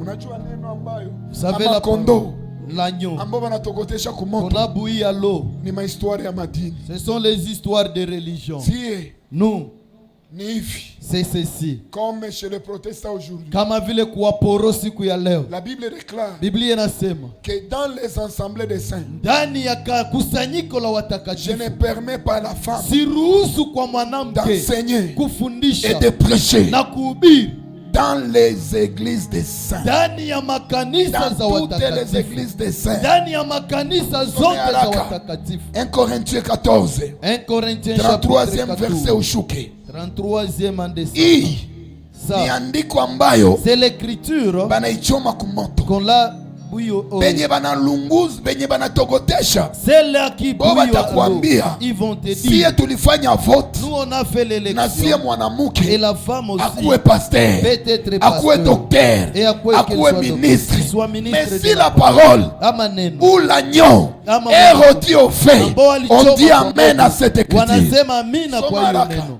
Lisez rapidement. Car Dieu n'est pas un Dieu de désordre, Kwa sababu Mungu si Mungu wa vurugu, mais de paix. lakini wa amani. Comme dans toutes les églises des saints, Sikia, kama katika makanisa yote ya banani Des saints. ya batakatifu, que les femmes se taisent dans les assemblées, wanawake wabaki kimya ndani ya car makanisa, il ne leur est permis d'y kwa parler, sababu hawaruhusiwe mais kusema. qu'elles soient soumises comme le dit aussi la loi. Wanyenyekee kama vile sheria inasema. banasema katika makanisa yote ya banani, dans les assemblées des saints. mais kama nyie kanisa yenu ni ya Si bapagani, votre assemblée n'est pas des saints, mwanamke anaweza et hubiri. la femme peut prêcher, il n'y a pas de Mimi problème. nikaingia mkanisa, Moi, si j'entre ye dans mwanamke l'église, iko na hubiri, là où la femme est en mimi train de nasemaka prêcher, basi tuko mudunia, j'ai dit nous sommes dans le mimi monde. naingia katikati ya Oh, bapagani, j'entre au milieu des niingie païens. tu nisikie morali. J'entre seulement dans... Kama kanisa yenu ni ya bakristo, Si votre église est des saints, mwanamke azihubiri. la femme ne peut Wengi pas wanakuwa prêcher là-bas. nasema Nombreux disent, banamuke ya et Korinthe les femmes de alikuwa na Corinthe, kinywa ils sana, étaient tellement... njo kwa maana Paulo Et c'est pour cela que Paul alibanyamazishaka les kinywa. avait fait Écoute, taire. Mais ce qu'il y a, l'épître aux Corinthiens, ce n'est pas seulement pour les Corinthiens. l'épître aux Corinthiens iko tu kwa Korinto. Sommet Haraka, chapitre 1er, verset 1er. 1 Corinthiens 1, C'est qui? 1, nous descendons jusqu'à... Penye hii message na usu. Paul, appelé à être apôtre de Jésus-Christ, Paulo ameitwa kuwa mtume wa Yesu Kristo par la volonté de Dieu, kwa mapenzi ya Mungu et le frère Sostène, na ndugu Sostene. à l'église de Dieu qui est à Corinthe, Aseme hii barua ni kwa kanisa ya Mungu iliyo wapi? Korinto. à ceux qui ont été sanctifiés en Jésus-Christ, Na kwa wale wote wametakaswa ndani ya Yesu Kristo, saints par vocation, wale walioitwa, et à tous ceux qui invoquent en quelque lieu que soit le nom de notre Seigneur Jésus-Christ. na wale bote ingalawa kwenye biko nalika jina ya nani? Ya Yesu Kristo. Le Hapa ku Seigneur. Kongo hatualikake jina la Ici au Yesu, Congo, est-ce qu'on invoque pas le nom de tunalika Jésus? jina la Yesu. Nous invoquons Hii le nom de andiko Jésus. inafaa nini? Cette écriture Inatuhusu. nous concerne aussi. Kama tuko mkanisa mwanamke iko na ubiri, Si tu es à l'église là où la femme prêche, wewe hiyo atukani kanisa wapagani. sache bel et bien que c'est l'église de Hakuna païens. problem. Il n'y a pas de problème. Bapagani nao wanaweza Et ubiri. les païens aussi peuvent Basi prêcher. ni shida. Est-ce que c'est un problème? Esaïe chapitre 4, Esaïe sura 1, la Bible déclare, Biblia inasema premier verset, mstari wa à ce kwanza, jour-là, kwa hiyo siku cette femme wanawake wa saba viendront watakuja vers un seul homme. mbele ya mwanaume mmoja, Wanawake wa saba et cette femme watakuya kwa mwanaume viendront mmoja, devant un seul kisha homme, et wanamwambia puis leur diront, tutakula mkate yetu, on va manger de notre pain, tutavaa mavazi on yetu, va nous habiller de nos habits, utusaidie tu tubebe et nini aide-nous seulement qu'on puisse jina porter yako, seulement ton nom, juu jina yako itoshe parce nini. que ton nom Haya va yetu. nous ôter l'opprobre. Écoute, Sikia, toutes les églises que tu vois, kanisa zote ce ne ambazo sont pas les églises de Jésus. haiko kanisa za Il y a les églises qui ont fait alliance Kuna avec le nom. makanisa ambao walifanya tu Ah, alliance na jina. Laissez-moi révéler. Acha nifunue La Bible kitu. déclare à ce jour-là, Biblia inasema Yesu Esaïe était un prophète. Esaya Et alikuwa presque nabii. toutes les prophéties d'Esaïe Maana unabii alikuwa yote anasema juu ya ujio wa Yesu. parlait pour la venue du Christ. Mwachi kwanza ile sentetu ndio ipige. Alikuwa anasema juu ya ujio wa Yesu. Parlait pour la venue du Christ. Oh, Esaïe iko nasema Esaïe est en train de ile dire, siku ces jours-là, wanawake wa saba cette femme watakuya kwa mume mmoja. viendront à un Quand la mari. Bible parle d'un mari, Hapa Biblia ça veut dire inasema ni mwanamke. bwana mwenye iko na bibi. C'est-à-dire c'est un mari qui Ule a la bwana femme. iko na Ce bibi mari yake. a sa femme. Mais bale banamuke Mais basaba cette femme batakuya kwake viendront chez lui avec connaissance na ujuzi que iko na yote bibi yake qu'il a son mari, il mwenye a sa anapatia femme, mkate qu'il donne le pain na mwenye anavalisha et mavazi. qu'il donne les habits. Maintenant sabo banakuya Et quand eux vont abana venir, lazima kukuwa ils dépense n'ont pas, kule bwana. ils n'ont pas besoin d'être la Ndio dépense. maana de ce saba pain. nakuya Mais banamwambia quand ils vont venir, ils vont dire, tutakula mkate yetu, nous allons manger de kusema notre wewe, pain. C'est-à-dire que toi, hautatuuzia mkate tu yetu, ne nous achèteras jamais le pain. tutavala mavazi Nous yetu. allons nous habiller de nos Kusema habits. hatuna lazima utuuzie C'est-à-dire que mavazi, nous n'avons pas besoin de ton habillement. wewe Toi, utusaidie tu tubebe jina yako. aide-nous seulement à Juu porter ton itoshe nom haya yetu. pour ôter Je notre peux opprobre. poser la question à une seule Ninaweza personne. kuswali kwa mtu. Quel est le nom qui enlève la honte, E jina gani ambayo inaondoa qui a aibu? été donné au monde? Jina ambayo ilipewa kwa C'est le dunia. nom de Jésus. Jina ya Yesu C'est Kristo. Marie qu'on parle ici. Au mwanaume C'est wanasemea Jésus. ni Yesu Kristo. Jésus a sa propre Yesu femme Kristo ana mke qui est wake. son église. Ambaye ni kanisa Cette lake. femme Huyo mke wake accepte le pain de Jésus, anakubali mkate wa accepte Yesu, les vêtements de Jésus. anakubali mavazi Mais ya les Yesu. 7 Et femmes, wale wanawake wa les saba, chiffres 7 dans ile la Bible, namba saba ndani ni ya namba Biblia. ya ujumla. C'est le- Il a c'est- représenté c'est ujumla. le chiffre qui Il a représenté représente. Umat. Et ça représente Par exemple, la nation. Bible parle Biblia de inasema, 7 églises d'Asie, e kanisa saba les za 7 Asia. chandeliers d'or. Vinara saba vya dhahabu. Yesu anagabulika bataba Jésus a saba. été divisé en Haiko 7. kusema kanisa za Yesu Ce ziko n'est pas saba. les églises de Mais Jésus. c'est un seul église. Mais kanisa ya Mais le Mungu. message est Ni différent. moja. Lakini Mais ujumbe c'est un seul mbalimbali. église. Mais ni kanisa Ni kusema hii kanisa saba. moja. Les sept jumla ya églises. makanisa. C'est La multitude des églises. Bible ukasoma wanasema juu ya mwanamke. La Bible, si tu écoutes, on parle de la femme. Na abalete jina yake. Et on n'a pas cité kusema ule mwanamke ni picha. Et cette église, c'est l'ombre. Ule mwanamke ni picha. Cette femme, c'est l'image. Anawakilisha watu fulani. Elle manifeste quelques personnes. Les 7 femmes, ce sont les églises. Ni makanisa. Kwa Yesu, quand elles sont venues, ils ont besoin seulement de porter les noms. Parce qu'ils savent que les inatoshaka nini haya wote kwenye batenda ubiri bakasema kwa jina la Yesu inafunika nini haya mebo biko na mkati yao na biko na mavazi yao. Le pain, c'est le symbole de la parole. Jésus dit pendant que je suis dans le monde, il dit que je suis le pain de la vie. Mkati ni neno. Ile makanisa inafanya tu agano na Yesu, bahubiri kwa jina la Yesu, lakini biko na neno yao. Bahubiri mule. Unaweza kamata deuxième bureau, hakuna problème. Tu peux prendre la deuxième bureau, il n'y a pas de problème. Frère banaweza bebeshana mamimba, hakuna problème. Tuko wakati ya neema. Biko na mukati yao. Ils ont leur pain. Banamuke banaweza ingia na mamini mukanisa, hakuna problème. Les femmes peuvent porter les mini, les pantalons, tout ça. Munaweza vala gizi munapenda. Mungu angali yake mwili. Mungu angali yake roho. Si oublie que la parole de Dieu déclare que votre corps est le temple du Saint-Esprit. Et ils ont leur pain, leur parole. Et ils ont fait l'alliance avec les noms. Écoutez, il y a 3 choses qui peut te confirmer que l'église appartient quand à Jésus. tu entres dans cette église, vérifiez quel nom sont en train de confesser. Ça ne suffit pas là. Parce que même les 7 femmes, ils ont fait l'alliance avec les noms.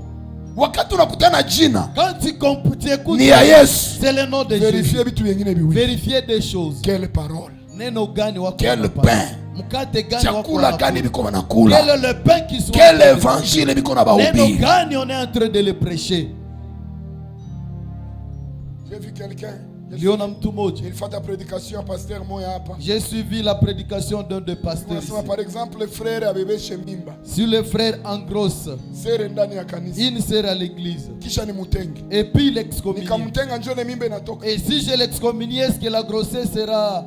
niveau d'incrédulité. Tu vois le niveau de l'incrédulité. Niveau de faire perdre.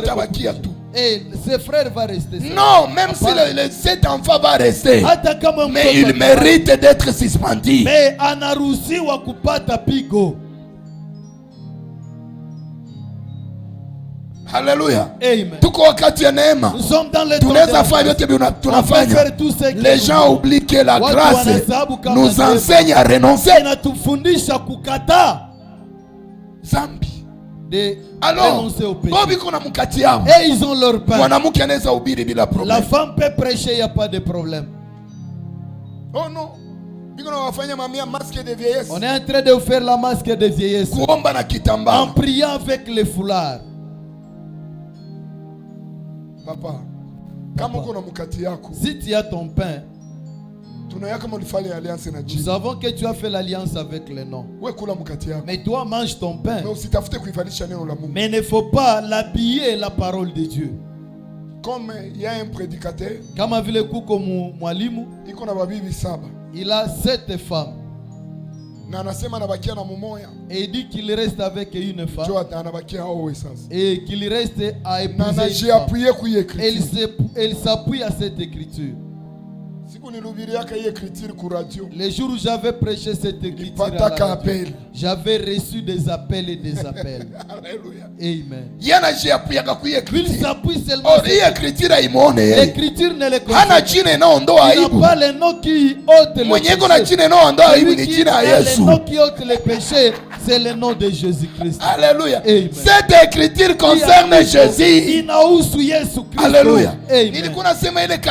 Cette église, ils ont leur pain. Ils ont leur évangile qu'ils prêchent à l'église.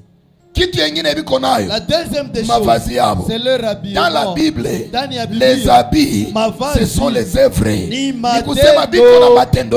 ont leur comportement qui est en dehors de la parole. Mais ils prêchent au nom de Jésus. Ne sois pas dans la confusion. Dans l'église, on cite le nom de Jésus. Ce jour-là, il a na wataniambia tulihubiri kwa jina lako, tulifukuza mapepo kwa jina lako, tulifanya miujiza kwa jina lako. Yesu atawaambia hakuna problem, nyie mulifanya alianse na jina. Ni kweli niliwaitikia jina, lakini nyinyi ondokeni, kwa sababu sikuwahi kuwajua. Nyie mulifanya alianse na jina, mulikatala mkati yangu. Mais vous avez refusé mon pain. Et vous avez refusé mon pain. Alléluia. Ça veut dire qu'il y a des églises qui ont leur évangile.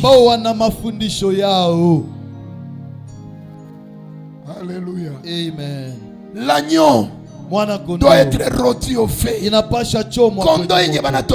L'agneau connaît confusion. Il amène la confusion aux gens. Un jour, j'avais dit à un prédicateur, on était avec lui à la radio. On ne combat jamais la vérité. Je lui dis, on parlait sur le baptême. Moi je parlais du baptême au nom de Jésus.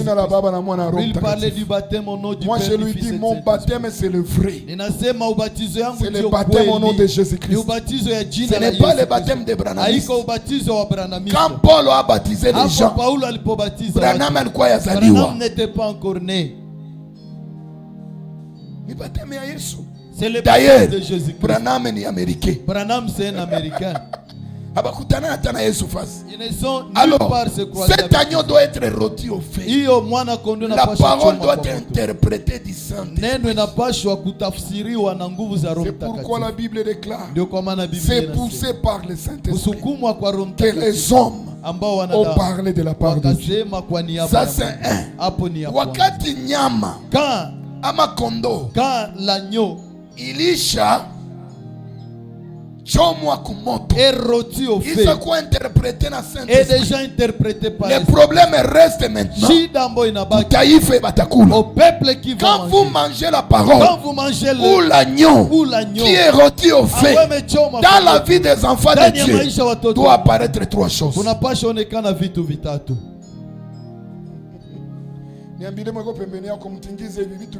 Dites à ton voisin, doit apparaître trois choses. Dieu dit ceci à Moïse. Parle aux enfants d'Israël. Quand ils vont manger l'agneau, figo zabo zitakuwa takatifu. Leurs reins seront saints. Figo, les reins, ndani ya sacrifice, dans le sacrifice, dans l'ancienne alliance, c'était une partie qui était réservée au Seigneur. Job, je vais te donner les versets pour la Alléluia. Amen. Tu vas lire ce qui confirme tout ce que je suis en train de dire. Ça veut dire il quoi parti? C'était le parti uniquement réservé qui était uniquement pour sacrifice Dieu à Mungu. Au sacrifice pour Dieu. Amen. Amen. Utasoma Job 19 27 31 20 Psaume 38 verset 8. Nilikuwa nasema figo ilikuwa espace yenye ilikuwa reserve kwa Mungu kusacrifice.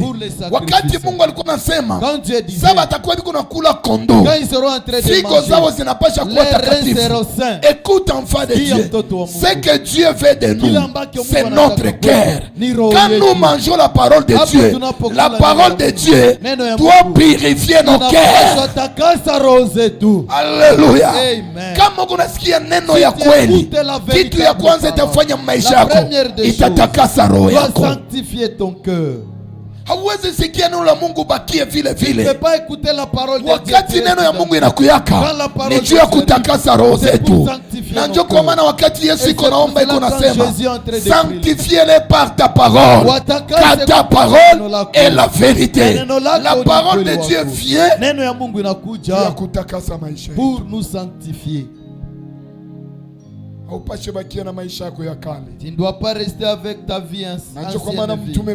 C'est pour cela que l'apôtre Paul dit, si quelqu'un est en Christ, kama mtu anakuwa katika amekuwa Kristo, kiumbe il kipya. est devenu une nouvelle Mambo yote ya créature. kale yamefanya Les choses yamepita. anciennes sont passées. Tazama mambo yote yamekuwa Regardez les mapya. choses, toutes les Pourquoi? choses Parce deviennent que nouvelles. neno inakuyaka takasa. Et la parole vient Maisha sanctifier mtu la vie de kwenye quelqu'un. ilikutana bongo Là où il y a retrouvé inatosha la bongo inatia mensonge, kweli. va ôter les Kwenye mensonges, mettre la ilikutana vérité. buchafu Là où il a retrouvé la inafaki sainteté, analeta il doit utakaso. aller apporter la Wakati sanctification. uko nasikia neno la Quand tu Mungu, écoutes la parole acha de neno Dieu, ya Mungu iko est-ce natakasa que la maisha yako. parole de Dieu Acha sanctifie? iko natakasa Est-ce mawazo que yako la parole mabaya. de Dieu sanctifie? Acha iko natakasa njia zako Est-ce que la zibaya. parole de vie Acha sanctifie? neno la Mungu Est-ce que la parole isiache ubakie ne kizulikuwa. puisse pas te laisser tel que tu es venu? Kitu ya pili, La troisième sasa walikuwa chose, nakula quand anyo, on mangeait la nuit, banasema ilibidi on disait bakuwe na migulu, qu'il devait être, viato kwenye il migulu. devrait porter les Les souliers. pieds. Miguu. Dans la Bible, Ndani ya la Biblia. Bible déclare que Bible. aider les pieds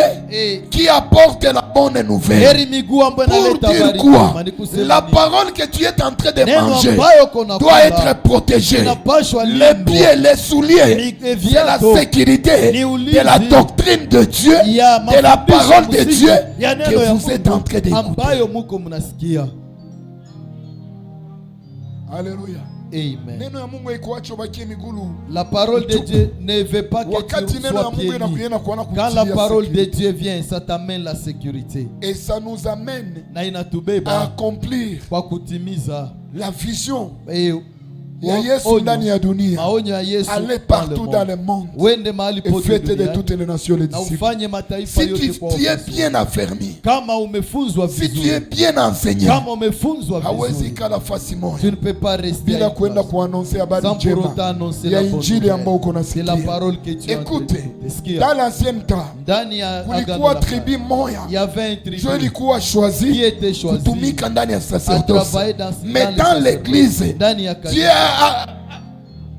Mungu ametia maneema tofauti. Dieu a placé des différentes Unaweza classes. kuwa uko prédicateur, Tu peux ou ne mais tu pas peux être témoigner prédicateur. Jésus. Unaweza shuhudia Unaweza Mungu. kuwa uko mwimbaji, Je ne peux mais pas tu être peux intercéder pour Mais l'église. unaweza ombea Unaweza kanisa. kuwa uko Je ne intercesseur, peux pas être mais unaweza intercesseur. fanya Mais tu protokolo fais ndani ya le kanisa. protocole à l'église. Unaweza kuwa uko Tu peux ne protokole, pas être protocole. unaweza koropa Mais tu kanisa. peux torchonner l'église. Si tu es bien enseigné, Kama umefunzwa kama umekala vizuri. ndani ya Si tu Yesu es bien na affermi miguu en yako avec iko wako viatu, et tes pieds tu dois et des apporter la souliers. bonne nouvelle Unapasha beba habari njema aux autres personnes kwa watu wengine pour que nao babanificie pour grâce que yako. les autres puissent bénéficier Mungu de la akasema grâce ya de Dieu. tatu, Il a dit pour la na troisième fimbo yenu.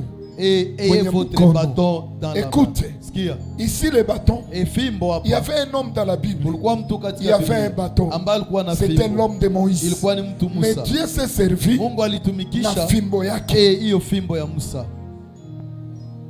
Mais ile fimbo, Mais ce bâton là, wakati Mungu alikuwa anajiservir quand nayo, Dieu les servait, ilikuwa fimbo ya Mungu. c'était le Na bâton fimbo de Dieu. ndani ya Et Israeli le bâton en ilikuwa na Israël maanisha autorité. manifestait Laisse-moi te l'autorité. dire, Acha quand nikwambie. tu manges Hapo l'agneau, unapokula agneau iko na fimbo, communiquer ndani yako Mungu est en train autorité. de communiquer en toi C'est de pourquoi l'autorité. Jésus a dit Ndio ceci: kwa maana Yesu je vous ai alisema, donné le pouvoir Nawapatia de uwezo marcher sur les ya serpents, kutembea juu ya sur nyoka, les scorpions, juu ya sur ngee, toute la juu puissance ya de uwezo l'ennemi, wote wa et adui. rien ne pourra vous Hakuna nuire. kitu itawazuru. Si tu es en Christ, Kama uko ndani tu ya as le Kristo, pouvoir. una uwezo. Si tu es en Christ, Kama uko ndani tu ya as Kristo, l'autorité. una mamlaka. Yesu ndani yako ni Jésus en mamlaka. toi, c'est l'autorité. Bachawi Les sorciers, wakati uko ndani ya Quand Yesu tu es en Christ, habana tena uwezo ils juu n'ont pas le yako. pouvoir sur Zambi toi. Les wakati pécheurs, uko ndani ya quand tu es en Yesu Christ, haina tena uwezo le ndani pouvoir mwako. sur toi. Unapasha kuwa na fimbo tu yako dois kwa avoir mkono. ton bâton en main. Ça c'est l'autorité de Hapo Christ ni mamlaka ya ndani ya Kristo. maisha yetu si ba Dans Kristo. nos vies, nous chrétiens.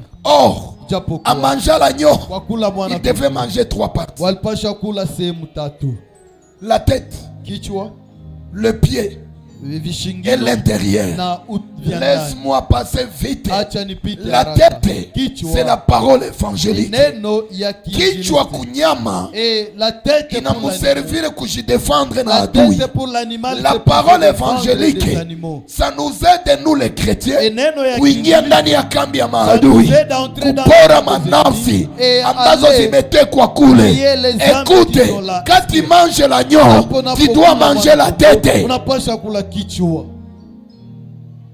qui doit te permettre à tout moment d'entrer dans le camp de l'ennemi et de ravir tout ce que l'ennemi yako iko navyo. Niko naambia mtu moya, kama kweli unakulaka kondoo, kichwa ya kondoo, shetani hana haja ya kubakia na ndoa yako. Shetani hana haja ya kubakia na chance yako. Shetani hana haja ya kubakia na pouvoir yako. Uende umunyanganye. C'est ça la tête, la parole évangélique qui te donne l'assurance. Vous savez, quand on n'avait pas Jésus, on avait peur des sorciers, on avait peur des péchés, et quitter la nuit dans la maison, les sorciers. Mais depuis, comme tu manges la tête, et toi tu peux dire, toi démon, quitte au nom de Jésus-Christ. Pourquoi? Parce que tu manges la tête. Ça, c'est la parole évangélique. Les sabots, c'est la parole doctrinale. Ce qui est dire, ma sabot ni nguvu. Et les sabots sont dires. Et ce n'est pas tout le monde qui les supporte. Si tu n'as pas de dents, tu ne peux pas manger les sabots. C'est lui qui a de dents. C'est celui qui mange les sabots. Quand nous mangeons la parole évangélique à l'église, tout le monde est prêt à dire amen. Quand on va leur demander de manger les sabots, ça devient les sérieux problèmes. La doctrine. Même Jésus donnait aussi la tête. Il prenait aussi les sabots. Makwato, les sabots, c'est la parole qui est dure en toi. On te dit que tu es la deuxième bureau. Et avec tes deuxième bureaux, tu n'entreras jamais au ciel. Et ça sont des sabots. C'est dur. On te dit tu mets les tu es en train de détruire les temples de Dieu. Ça, ce ne sont que des sabots. Tu vis la vie qui ne plaît pas à Dieu. Tu ne vas pas voir Dieu. Abandonne ces choses. Tout ça, ce ne sont que des sabots. Quand on te dit d'abandonner les maquillages, ça, ce sont les sabots. C'est dire. C'est dire. Mais il devait manger aussi les sabots. Un jour, Jésus est avec ses disciples. Il les a tournés en leur disant, si vous ne mangez pas mon corps et buvez mon sang, vous n'êtes pas digne de moi. Ça devient des choses pareilles. C'est de dire. Moi, je parle. Si notre église n'est pas remplie de gens, c'est à cause des sabots. Et les gens me réclament chaque fois. Les sabots dépassent les niveaux. Si je ne vous donne pas les sabots, vous aurez la passion. Et vous n'allez pas entrer au ciel. Et tu sais que c'est mauvais.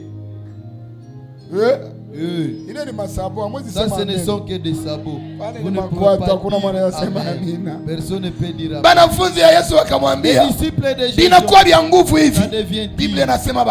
La Bible a dit ils sont partis. Il est resté 12. Ceux qui sont là, ce sont des 12. Les autres ont parti.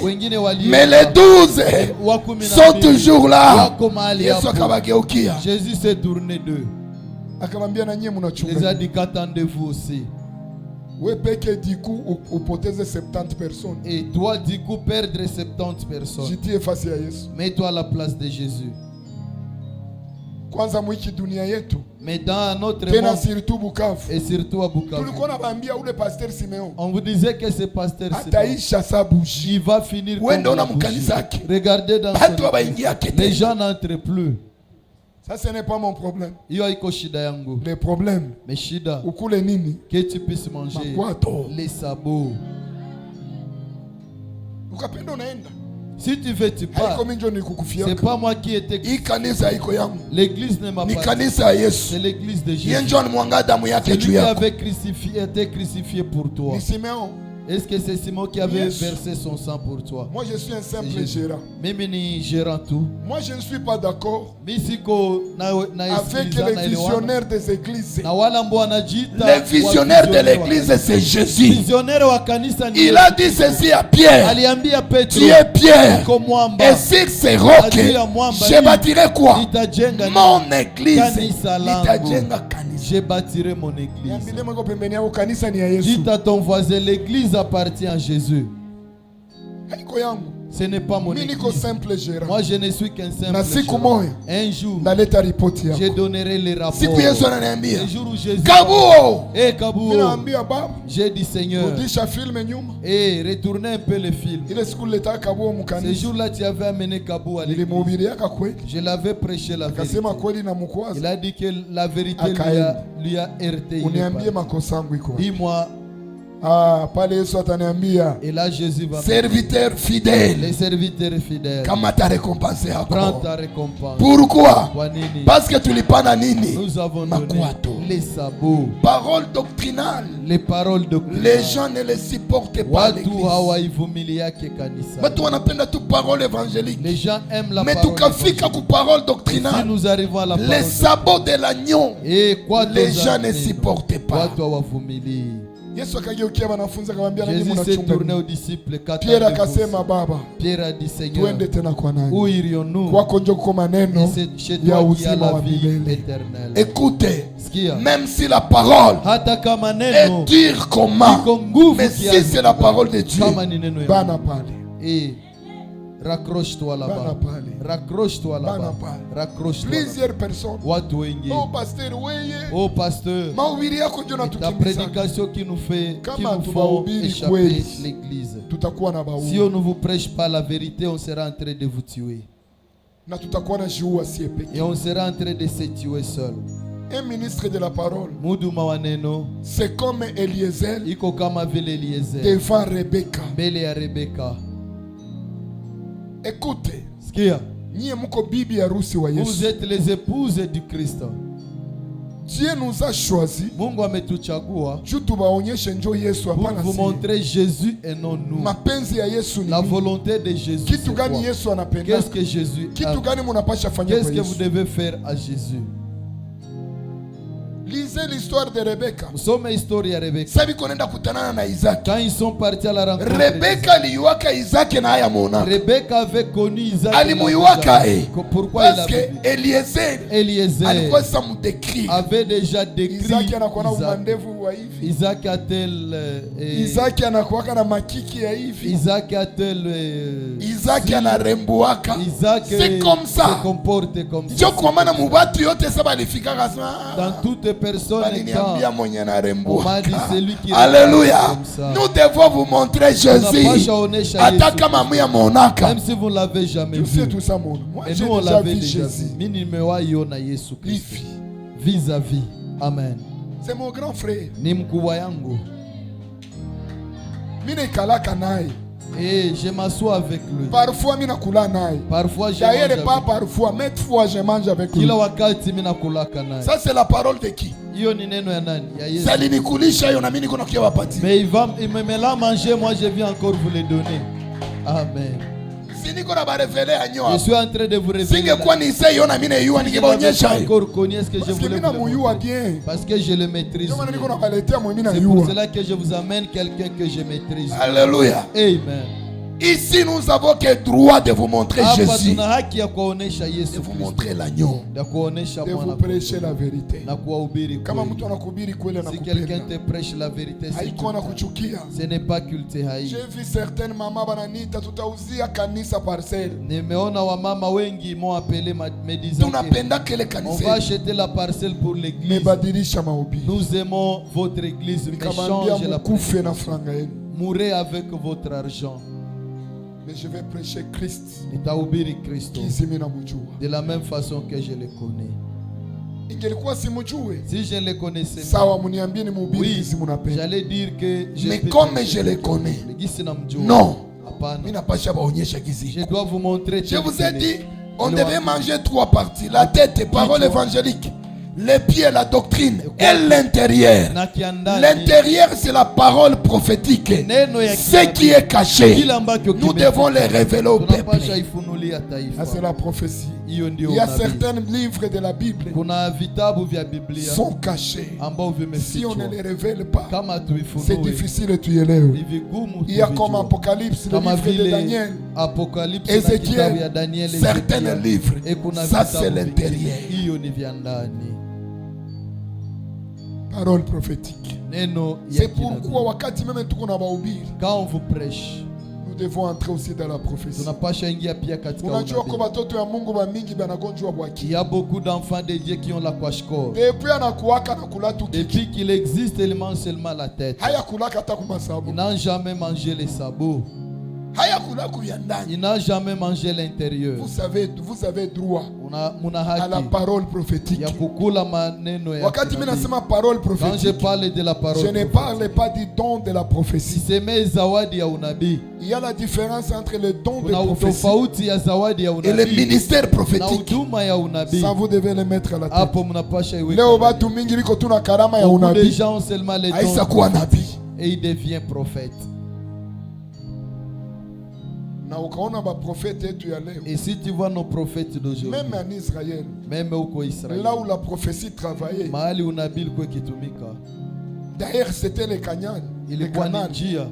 Dieu ne parlait pas chaque jour. Mais ma prophète mais nos prophètes d'aujourd'hui, Dieu c'est un perroquet. Et les matins la prophétie, la journée la prophétie, les soirs la prophétie. Qu'est-ce qui ne va pas? Il y a le temps où Dieu se tait. Élie était un grand prophète. Mais via un temps, Élie était parti se cacher. Et Dieu a dit à Élie, cache-toi. Parce que c'est le temps où moi, l'Éternel, je vais demeurer en silence. Mais ma prophète est allé. Mais nos prophètes, ils vont penser que Dieu m'a déjà abandonné.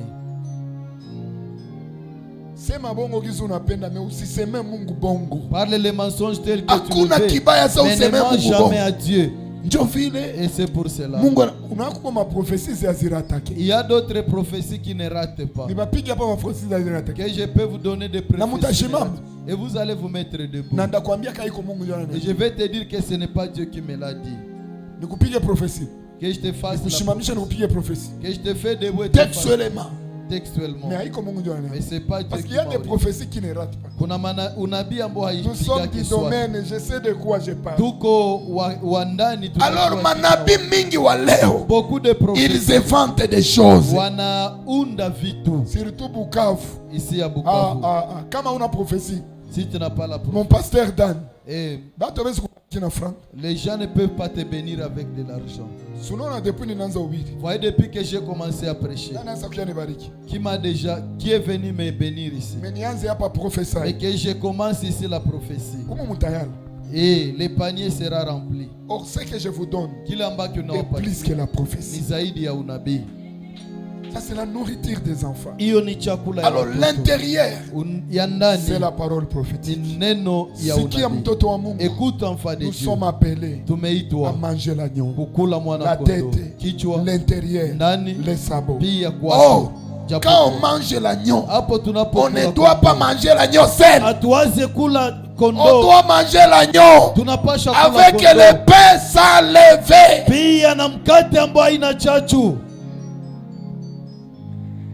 Et avec les herbes amères.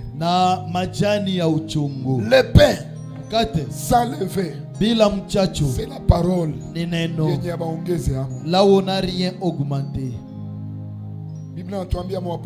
La Bible nous parle d'un Apocalypse. N'ajoutez rien et ne retranchez rien. Nous n'avons rien d'inventer dans les choses de Dieu. Nous ne devons pas ajouter nos pensées.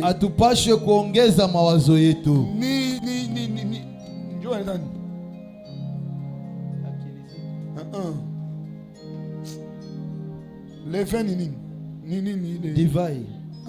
Tchatchou. Hatupashi ongeza chachu. On ne doit pas augmenter les mawazo yetu, nos pensées, doctrine za kanisa yetu, les doctrines de nos églises. Nous ne devons pas augmenter la levée. Le pain doit être sans levain. Mkate bila chachu. Neno inayotakasika.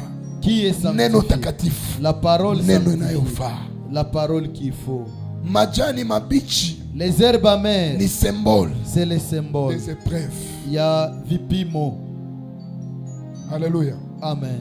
Vous savez, quand tu manges la chose amère, tu le manges parce que le serviteur de Dieu en même temps c'est un docteur.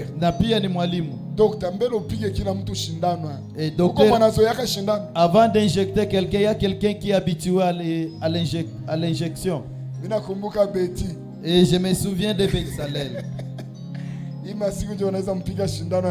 C'est aujourd'hui qu'on peut faire des injections. S'il voit seulement l'aiguille, il va vous faire tourner. Si Acacia voit l'injection, l'enfant commence à transpirer et on ne l'a pas encore injecté. Il va commencer à transpirer. L'injection est amère. Ça veut dire, c'est-à-dire, quand tu manges la parole de Dieu, ça t'amène des épreuves. Parfois la parole de Dieu peut être amère. Supporter la parole de Dieu. Parfois ma orientation à la parole de Dieu. Les orientations de la parole de Dieu ne peut pas être facile. Mais les herbes, mange-le. Acceptez ça. Mais combien de gens qui n'acceptent pas? Et vous êtes des grands courageux. Voyez aujourd'hui, papa est venu me prêcher. Toi tu penses que je viens prêcher qui ici? Les chaises? Non. C'est toi que je viens prêcher ici. Et tu vois la prédication, c'était pour moi. Mais non. C'est toi que je viens prêcher à l'église. Si c'est le vol, abandonne, c'est toi. Et abandonne ce complexe. Aujourd'hui, l'Esprit t'a prêché. Quitte les choses où tu es. Et demande à ma femme.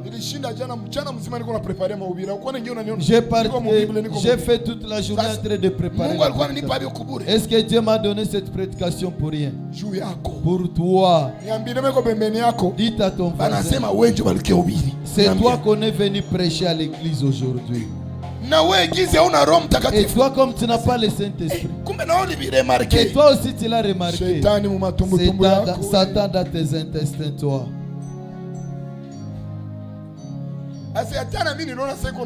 Mais moi aussi j'ai vu quand il regardait beaucoup. Oui. Tu voulais que je puisse regarder. Et c'est toi que je prêche. Tu regardes même l'exemple. Oui, c'est toi qu'on a prêché. Abandonne ce complexe. Oui, c'est toi que je viens prêcher ici. Tu ne t'étonnes pas. Kangadadi, c'est toi que je suis venu prêcher. Il m'a prêché. Oui, j'étais bien prêché. Tu vois l'exemple qu'il a donné. Oui, c'est toi que j'ai prêché. Être prêché, tu ne sais pas que c'est une grâce. Amen. C'est une grâce. Et tu dis que la parole d'aujourd'hui m'appartenait. C'est une grâce. C'est que Dieu te connaît là. Si tu es prêché, c'est que Dieu te connaît là. Il veut que tu changes et aller au ciel. Les incrédules. Alléluia. Amen. Alléluia. Amen. Acha Mungu apewe sifa. Est-ce que le Dieu du ciel soit loué? Yesu pasaka yetu amefufuka. Notre Pâque Jésus-Christ. Yesu ni pasaka kwetu. Jésus-Christ est notre Pâque. Usichunge mwezi wa 4. N'attends pas le mois d'avril. Tarehe kama ya leo. La date comme Njoo aujourd'hui. usherehekee Pasaka. Que tu puisses célébrer la Sherehekee Pâque. Pasaka kila siku. Célébrer la Pâque chaque Ndani ya jour maisha yako. dans ta vie. Na utakuwa mbarikiwa wa Et tu Bwana. seras Unaiwa heureux de ukaelewa Dieu. kama Yesu ni Si tu Pasaka yako. comprends que Jésus est ta Pâque, Ta vie va changer. maisha yako itabadilika. Parce que Pasaka La Pâque ilikuyaka juu est ibadilishe. venue pour changer, Iangushe sheria. pour faire tomber la loi. Ilitulete Et neema. puisse nous Juu apporter tukuwe la na grâce. accès. Pour que nous ayons l'accès. Funga macho yako. Ferme tes yeux. Tutaomba Pastor Dan. Nous allons demander au pasteur Dan. Ataombea neno. Il va prier pour la Tamfuata parole. kwa maombi. Nous allons les suivre dans la